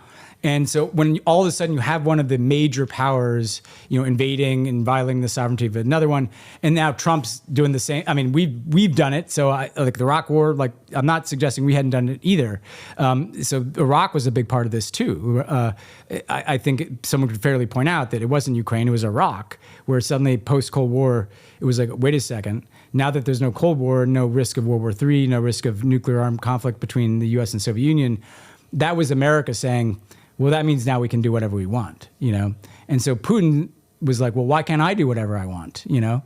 I don't think that makes him right in any way, shape, or form. I think what he's doing is horrific. Yeah. The danger is, the reason you really do need rules is because when there are no rules, you get nationalism kind of run amok. And the wrong strongman comes along, and all of a sudden, the great powers are bumping into each other in Taiwan and in the Arctic or in Eastern Europe, and then we're in a whole different fucking ballgame, you know? Yeah, I mean, it's still proxies. Like I don't foresee this turning into like state versus state warfare, especially between nuclear armed states. Yeah. But of course, the proxies are so devastating for those who are stuck in the middle powers. If you're in Sudan, or if you're in even if you're just a middle power and you're just like, I'm just trying to like negotiate trade deals and figure out like how to get clean energy, you know, and I've got these lunatics fighting over my heads, you know. So where do you think we go from here with Ukraine in particular? Because like, I think, as much as I want to criticize Trump, and I certainly do criticize Trump in the way that he's handled Ukraine, like the showboating, the weird admiration or not even admiration for Putin, but like the ways in which he talks about Ukraine versus the ways in which he talks about Vladimir Putin, I think has offered setbacks to Ukraine as well. Yeah. Like it's definitely embarrassed Zelensky for sure, and weakened Zelensky. Yeah, and that's not helpful for anyone really, other than I guess it does help Russia quite a bit. But I think he also recognizes his powerlessness, because like a lot of people in the national security apparatus have this attitude where it's like, no, as long as we just like keep giving guns to Ukraine, they'll just keep putting on a fight. And now it's in a stalemate, one that is actually a beneficial stalemate for Russia. Because it's bigger. So stalemate favors the bigger party. Exactly. And I don't know, like, I mean, what Trump said to Zelensky was, you don't have the cards. But I don't think Trump holds the cards either. Because in the absence of like somehow trying to force the hand of India to no longer be a secondary market for Russian energy to enter the international marketplace, which is also going to be impossible, because why would India do that? India is making a lot of money as a mediator, and India can go to China, as you also pointed out. Like, there's not really a lot of additional pressures that they can apply to Russia other than just like trying to come to a managed solution. And as long as Vladimir Putin knows that, and he understands the domestic pressures that Trump has, as far as like promising that he was going to, end the war day one, he has not a lot of room here for negotiation. And I think that's a hard recognition to come to if you are a national security guy, especially in comparison to like the last 50, 60 years, or especially the last 30 years, right? I don't think America has the same motion that it did, the same power that it did in terms of like dealing with foreign adversaries that are crazy enough to go out and engage in like military action. Yeah. So here's what I'd say, and here's where I probably do put a little bit more currency into alliances and the whole transatlantic arrangement. I agree that the best case, that there was something ghoulish about a certain kind of national security mindset of like, this is great, we'll keep arming them, and they'll weaken the Russians, and we get to make heroic speeches while the Ukrainians are fighting and dying on the front lines. And actually, there was a very counterproductive raising of expectations, like victories at hand. If you're reading like The Atlantic, it was always like victories around the corner, the counteroffensive is going to work, And I think the best case scenario for Ukraine at this point is they're going to lose territory. Like they're not going to reclaim Crimea. They're not going to reclaim the parts of the Luhansk and Donetsk in eastern Ukraine that Russia occupies. But if they can preserve their sovereignty, that they're not going to be invaded again by Russia, and become attached to, what they want is essentially to be in Europe. In the European Union. Let's put not NATO, because NATO, you're not going to, I don't think Americans are going to go to war. I don't think you have to get every NATO country to agree that you will go to war for Ukraine. That's not going to happen. So essentially, if you could ceasefire the conflict and then use the ensuing time to incorporate Ukraine into institutions and to fortify them, through reconstruction and economic arrangements as a part of Europe. And they could look up in, 20 years and they've lost territory. They may never recognize that territory isn't theirs, but, they're a sovereign country, and the people there can live in peace and, have arrangements with Europe. That would be great for them. It wouldn't be, maybe great's the wrong word. That would be the best outcome available to them right now. What would be great to them is obviously to have their entire sovereignty. I think the reason Trump's behavior makes that worse is that's kind of all premised on political agreement among the United States and Europe about what the plan is. How is Ukraine going to be rebuilt? How is Ukraine going to be incorporated into the EU? What is the nature of the Ukrainian military such that it's sufficient that Russia won't want to invade them again? And if Putin's negotiating across the table, and he sees everybody on the other side of the table fighting with each other. He sees Trump beating up on Zelensky. He sees Trump, freaking out the Europeans that he's going to invade Greenland. Then that makes the negotiation so much easier for him, because he can just keep grinding away at the Ukrainians. The attacks on Ukrainian civilian infrastructure has gone way up since Trump became president, and I don't think that's a coincidence. And it's not about arms; it's about the political circumstance. It's that these guys are fighting with each other, so I can just kind of do what I want here. And so that's where I think he's also because of Israel too. Like we're so hyper focused on like defensive Israel, even though Israel. Well, that after October 7th, you could feel the tension shift. It was like a spotlight that had been on Ukraine just moves over here, and suddenly we're sending arms there, and the Biden administration is spending all its time there instead of on Ukraine. And that too advantaged Putin, right? Like Putin was at his weakest in this conflict when there was a kind of political consensus. This is wrong. We support the Ukrainians. I mean, the ICC thing we just talked about too, that helped Putin too, because, it might have been uncomfortable for certain countries to host Vladimir Putin who are ICC signatories.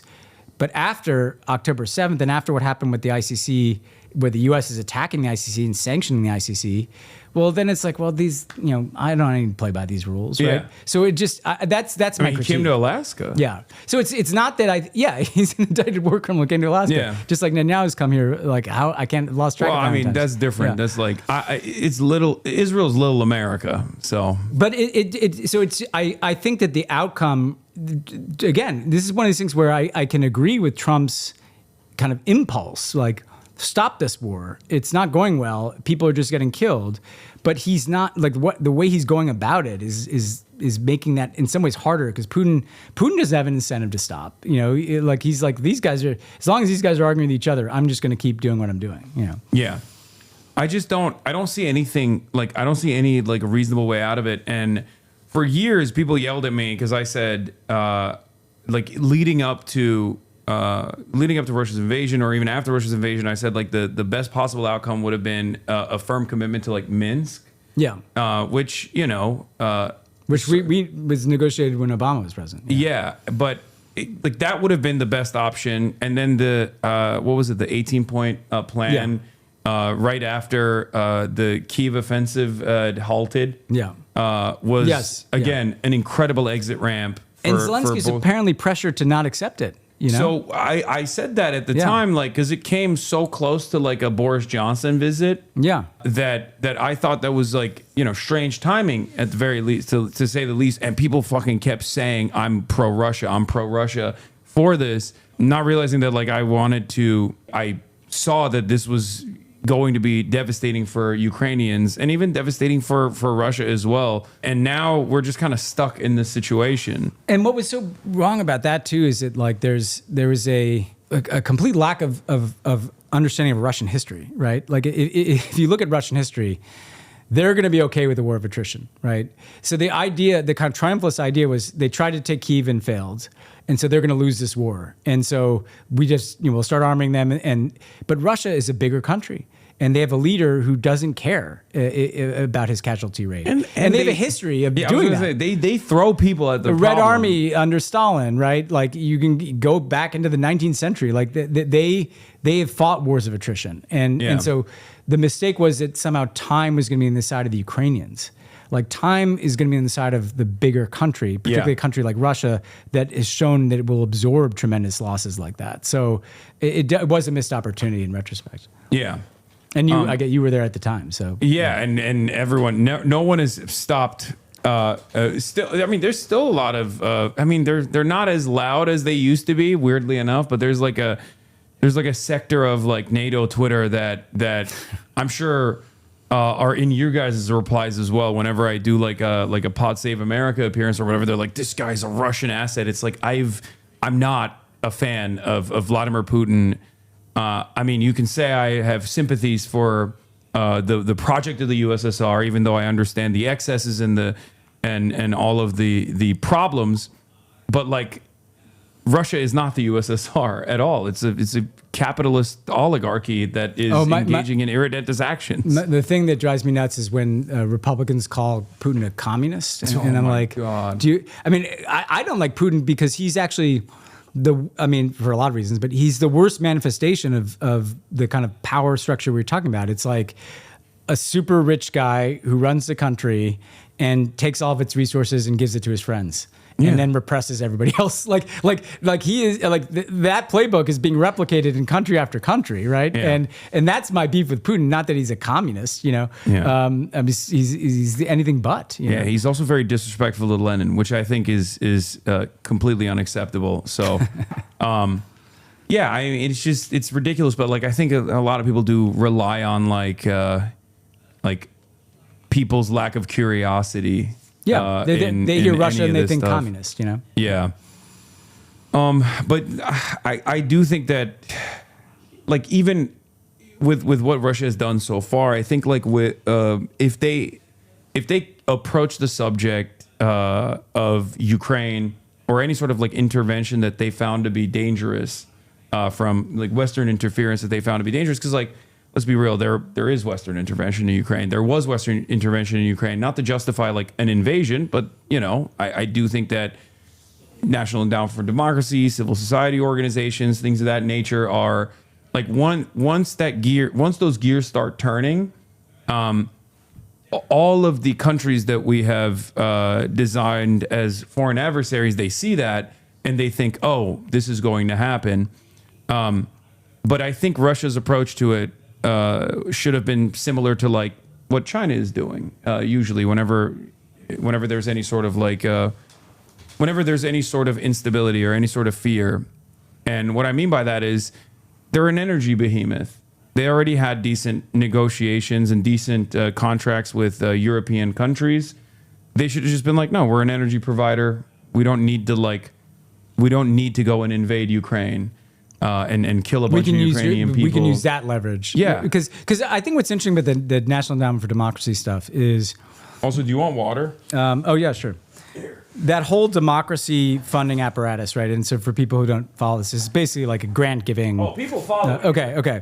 So maybe they don't have the same opinion of NED as you might, but because I see the critique. When you start that in the 90s in Central and Eastern Europe, and you're pushing against this kind of open door, and then it just keeps moving east, and Putin's view is this is what's complicated, right? Is that Ukraine he fundamentally doesn't see as distinct from Russia, right? Yeah, no, for sure. So he sees it as kind of, and that's where you get the discordance. But that model needs to change. Like that model, and he said it as such. For the record, like I think this is a Duginist approach. Like it's not.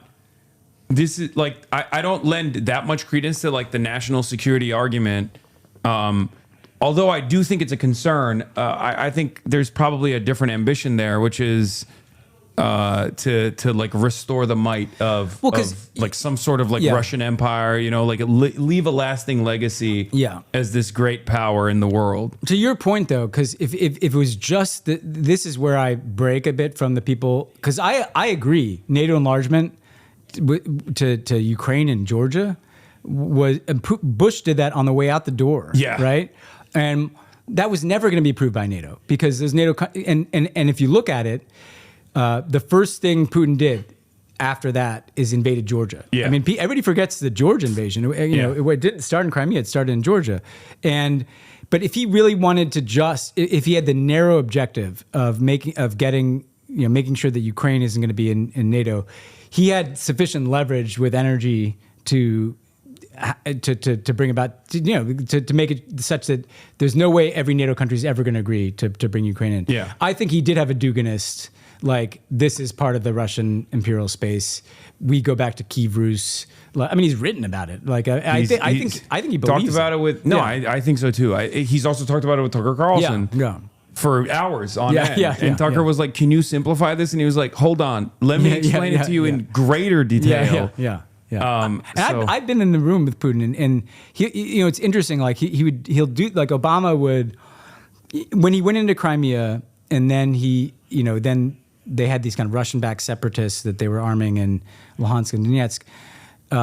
Obama would keep pressing him, like, what are you trying to achieve? Like, Obama's a very rationalist person, right? Like, I need to know, because we're kind of in a negotiation here, and it's a negotiation that led up to Minsk. What are you trying to achieve? And instead of answering the question, what always frustrated Obama, he would go into history, and it could be pretty ancient history too. It wasn't just NATO, but that was in a way his answer. His answer was, I'm trying to kind of restore the historical greatness of Russia and push out our boundaries. He's trying to do a little bit of like, I mean, this is an attitude that I've seen in China, both personally seen in China, but also have seen with like Chinese domestic policy in terms of like stamping out any sort of like separatist movement. Is that he sees Ukraine as a part of Russia.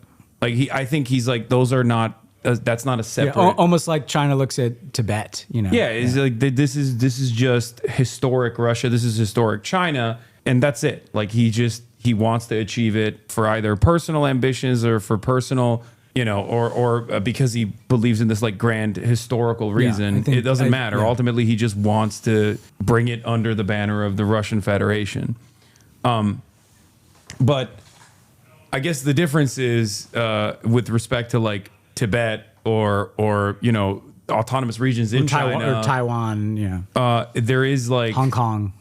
Their machinations have been very different. The reason why I say Tibet, especially because it's like even the CIA gave up on it. I think it was like literally in the 60s, right, where they were just we're not even going to try this. It's fine. I think, and look, the National Endowment of Democracy point taken.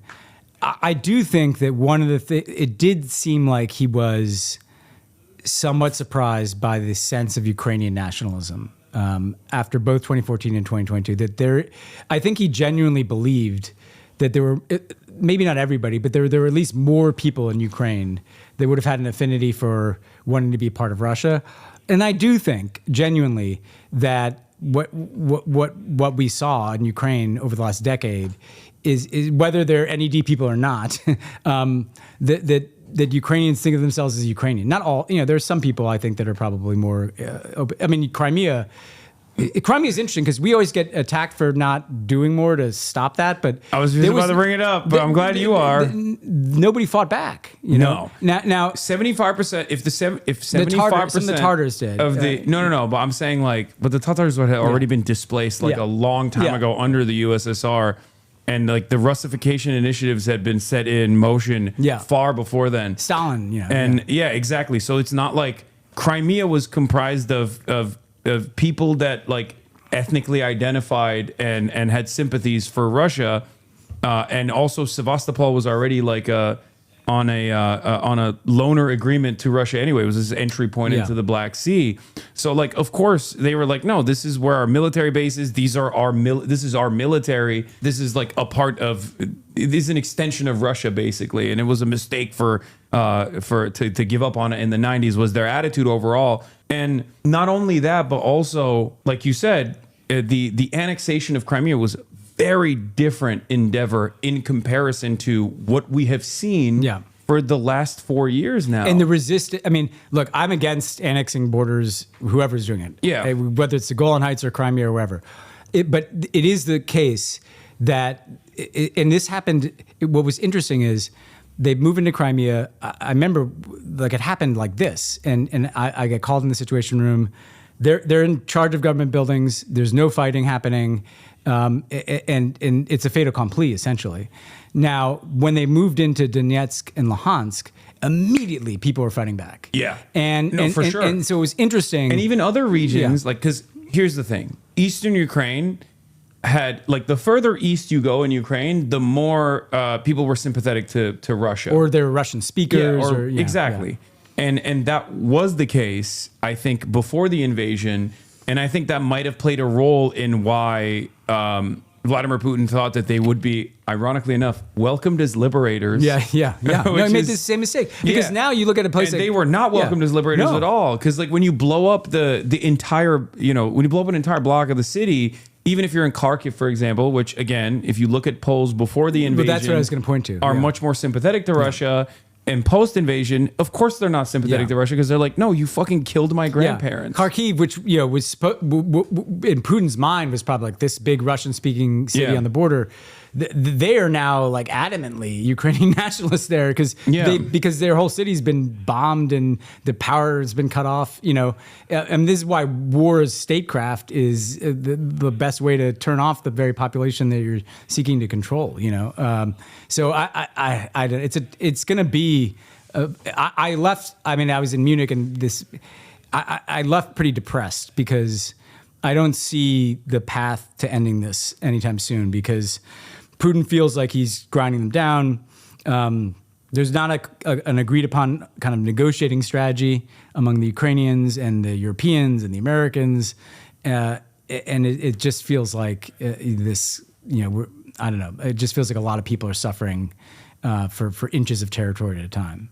Yeah, it's pretty devastating. It's horrible to see, but there are people making money off of it. There are people making money off it. The military-industrial complex is offloading their surplus weapons or older equipment, and then you go back to the government and you get we just our supplies diminish. We got to get new weapons now. We got to build new weapons. You get to test out new procurement strategies, new strategies of warfare in general. I feel like we're moving in the direction of drone warfare pretty. That's a hugely important point. Yeah. Ukraine is a lab. Gaza too. Yeah. It's a lab. It's same with Gaza. It's a lab for AI, drones, autonomous warfare. But the Russian military has, all these national security types who were they're going to be weakened in this fight. The way they've innovated on the battlefield, they have a much more capable military today than they did 3-4 years ago when the war started. And those technologies are much more affordable. Yeah. They also create a unique opportunity for destabilization in countries that America also wants to keep destabilized to a certain degree. The cartel in Jalisco, the CGNG, the New Generation, Cartel Jalisco New Generation. El Mecho was executed in a operation this past week, and I was fascinated. I after looking into it a little bit, I found out that the Jalisco cartel, largest cartel in Mexico, maybe even the largest like drug dealer enterprise in the world, right? They were sending their troops, they were sending their hitmen to Ukraine to learn, to learn about drone warfare, and they brought back those techniques, to Mexico. This is why it's not good to have all these wars going. I mean, there are a lot of reasons why it's not good, but they beget other wars, or they beget other violence, or they beget other capabilities. Like we're living with far too much conflict. I mean, the goal should be none for humanity. But it's also the case that, I mean, the North Koreans are in Russia. You know, they're getting technology in exchange for that. The Iranian drones are up there. Israel's testing out all these AI capabilities in Gaza. You know, like it's a ominous feeling that. And I didn't know that. Now we're using AI targeting with Anthropic. There's this new saga taking place in the Department of Defense or Department of War. Sorry, this is a huge issue. I mean, it was the Lavender. It was the Lavender program that 972 investigated and found out was like they were creating new targets by utilizing AI, because human beings are just simply not capable of creating that many targets for striking. And AI is very useful if you're conducting a genocide, because you can just kill whoever and be like, well, the AI told me this is a real target that we need to strike. Or the AI can locate a phone number and not care if there's like 20 kids in the building where that phone is. Exactly. Or deliberately, because one was the Lavender targeting system, which would have like a couple different points. If you had if you had changed your SIM card at any point, which happens all the time in general, but it certainly happens all the time in Gaza, because people need to use eSIMs and whatnot, then that automatically meant that by that targeting system, that meant that you were a Hamas fighter or a member of the Palestinian resistance. And then Daddy's Home is even scarier than that. It was a mass surveillance strategy where, like, if the target... If the person that was declared a target actually walked into their home, their residence, Daddy's Home would trigger, and they would blow up the entire house. Yeah, because they knew that was, you know, where the fighter would be at. Yeah, and all Anthropic is saying is, number one, no mass surveillance of Americans, and number two, no autonomous decisions made in the use of violence, essentially. Yeah, which is ironic because it has the capacity to backfire. And I think the Anthropic CEO is like probably engaging in ass covering. Now he says that the company cannot in good conscience accede to Pentagon's demands that allow wider use of its technology. As of like literally a couple hours ago, this just came out.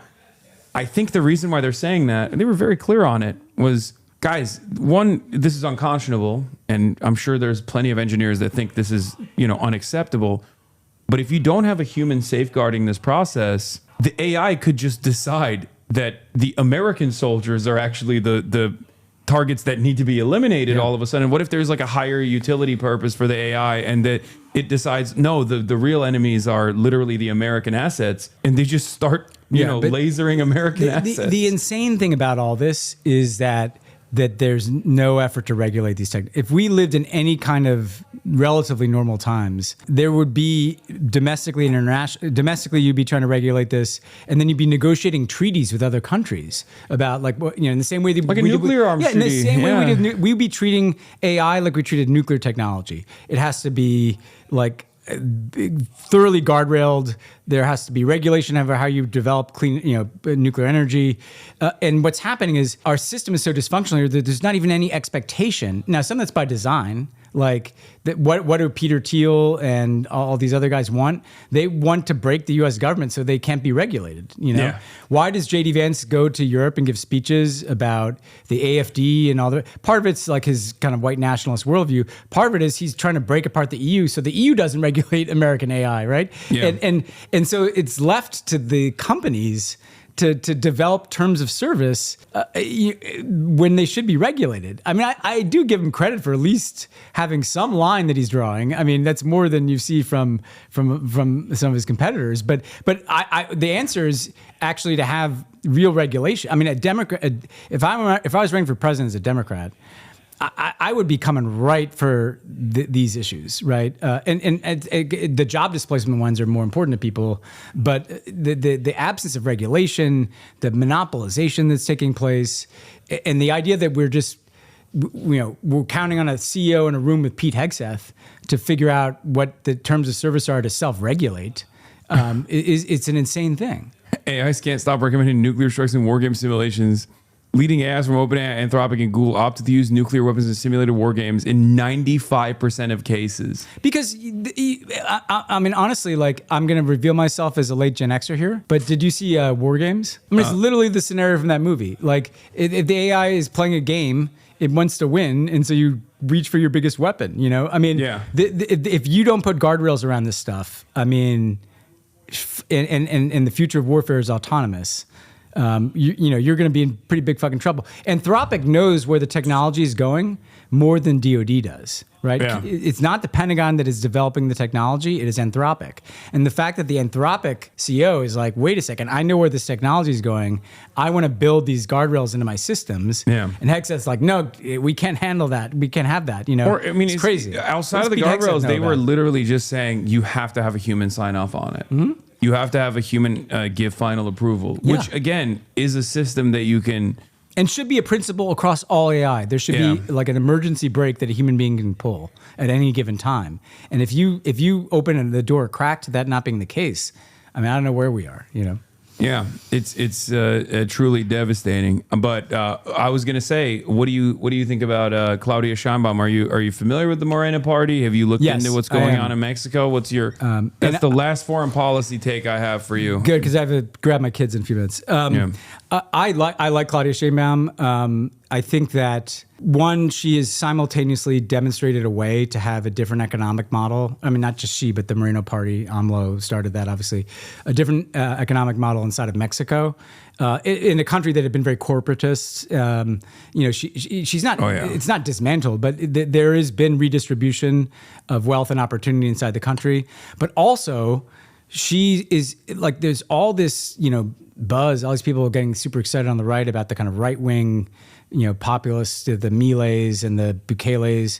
She's offering a different model of a leftist politics that can succeed inside of Mexico. She's been able to stand up to Trump at times, at least. She's been able to support Cubans. And I will tell you, I was traveling in Latin America recently, meeting with a lot of kind of opposition politicians.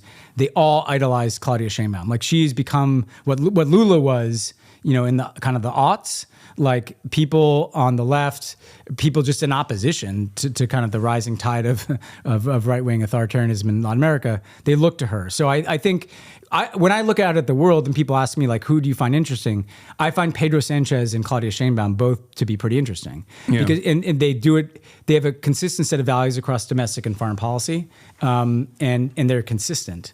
And they're offering something that is different than kind of mushy globalization, or MAGA, that's badly needed. Okay, I know you got a dip. Last question, I promise. How have your views on Israel evolved from being a part of the national security apparatus to where you are now? I think that, when I was there, I had the reputation as someone who was unusually critical of Israel. So I never had... Ben Hamas Rose. Yeah, I mean, like so I never was rosy about it.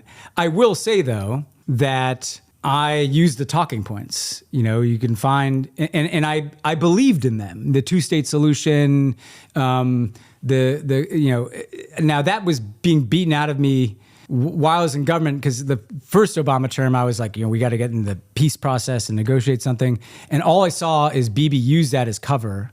Let's have some meetings with like Abu Mazen, who has who's totally corrupt and probably, simultaneously neutered by the Israeli government. And but anyway, Bibi's using negotiations as cover to just keep expanding settlements, keep moving Israeli politics to the right, And so what I'd say is my evolution is just actually a confrontation with reality itself, which is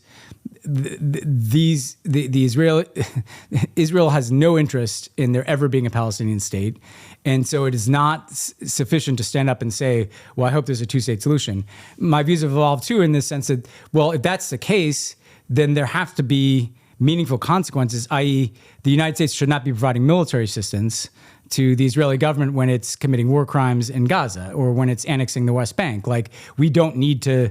There's not like some automaticity here that we need to be providing arms to a government like that is so fundamentally the antithesis of what I believe in terms of its political orientation at home or in terms of its policy towards the Palestinians. So I think to me, Hasan, it was honestly just like, it's not that I learned, the evolution was just forcing myself to confront reality. And you know, so I don't give myself credit for it. It's more just like, no, wait, I can't keep using this language, or I can't keep saying you know, what bothers me is a lot of times people will even say, you know, the Israeli government is committed to the annexation of the West Bank, the project of Greater Israel that could go into southern Syria, into southern Lebanon, but I'm still for giving them military assistance. You know, like so to me, the evolution is just being consistent, and if you actually believe something, that has to actually lead to a policy consequence, right? Yeah. And that to me is. You still see people not quite getting there, you know, like they can issue all the critiques, they can even use certain language, but they can't bring themselves, you know, do I believe in the ICC? I do. So therefore the ICC should be able to make decisions about whether to prosecute Bibi Netanyahu. I like, why do we get to come in and say, no, you're wrong about this one? Yeah, you know, sanctions. So to me, it's totally just a matter. And you know, I've been called names too. I've been, you know, anti-Semite or whatever, which is funny because you know, my mom's Jewish, and but like. This is about actually just addressing reality. It's just about seeing things as they are and calling it like you see it, and then having views about what should happen that are consistent. Because you can't say what's happening and then say, but nothing should change in terms of U.S. policy here. Yeah, absolutely. And we already have laws in the books, like the Leahy law, that should automatically be triggered in this situation. Yeah. That I think it was. Well, two things I want to say. One, I was listening to Kat Abu-Ghazaleh running in Illinois, who's of Palestinian descent, up against Daniel Bliss, and she's done a phenomenal job so far. Yeah. Despite being, 26 years old, formerly working at Media Matters, like comes from an organizing background as well. But she said, like, we should be conditioning all aid across the board to all of our allies all the time. Like the notion that, like, it's not singling somebody out. Yeah, the notion that, like, we can't condition, because they were like, well, what about defensive weapons? Like this distinction that is made all the time. And this is a major area of disagreement that I have with even Matt Duss as well, which is that I went farther than that. Yeah. Yeah. I think like the notion of like offering anti-aircraft battery systems to like Nazi Germany during World War II would be out of the question. Should we give defensive weapons? I mean, there's Russian civilians in Russia. Should we give defensive weapons to Russia? Like, no, of course not. Right. Well, but it's also just because if you believe that war crimes are being committed, which is obvious, why give weapons to country committing war crimes? And defense expenditures are fungible. So what you give them in defensive opens up space for offensive. And it's a principle of conditionality. Kat's right. It's not singling out. It's being consistent across the board. Yeah, absolutely. The other thing I'd say in terms of I used to try to get in the room and persuade or argue with, the APACs of the world. FDD? And those guys wouldn't even talk to me. But I will say, pretty quickly when I got out, I was like, wait a second, like, these people are on the other side of everything I believe, not just in terms of Israel, but in terms of financing far-right politics in this country. Yeah, domestic politics in general. And so I don't think there should be a carve-out where it's like, but we should take a lot of money from them. Like, so it's just like, no, this is a dysfunctional relationship, and when you're in a dysfunctional relationship, you should end it.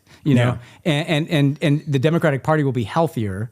If it doesn't have this hybrid where, like, its own voters believe something, but a number of politicians are still taking a lot of money from AIPAC or AIPAC-affiliated groups.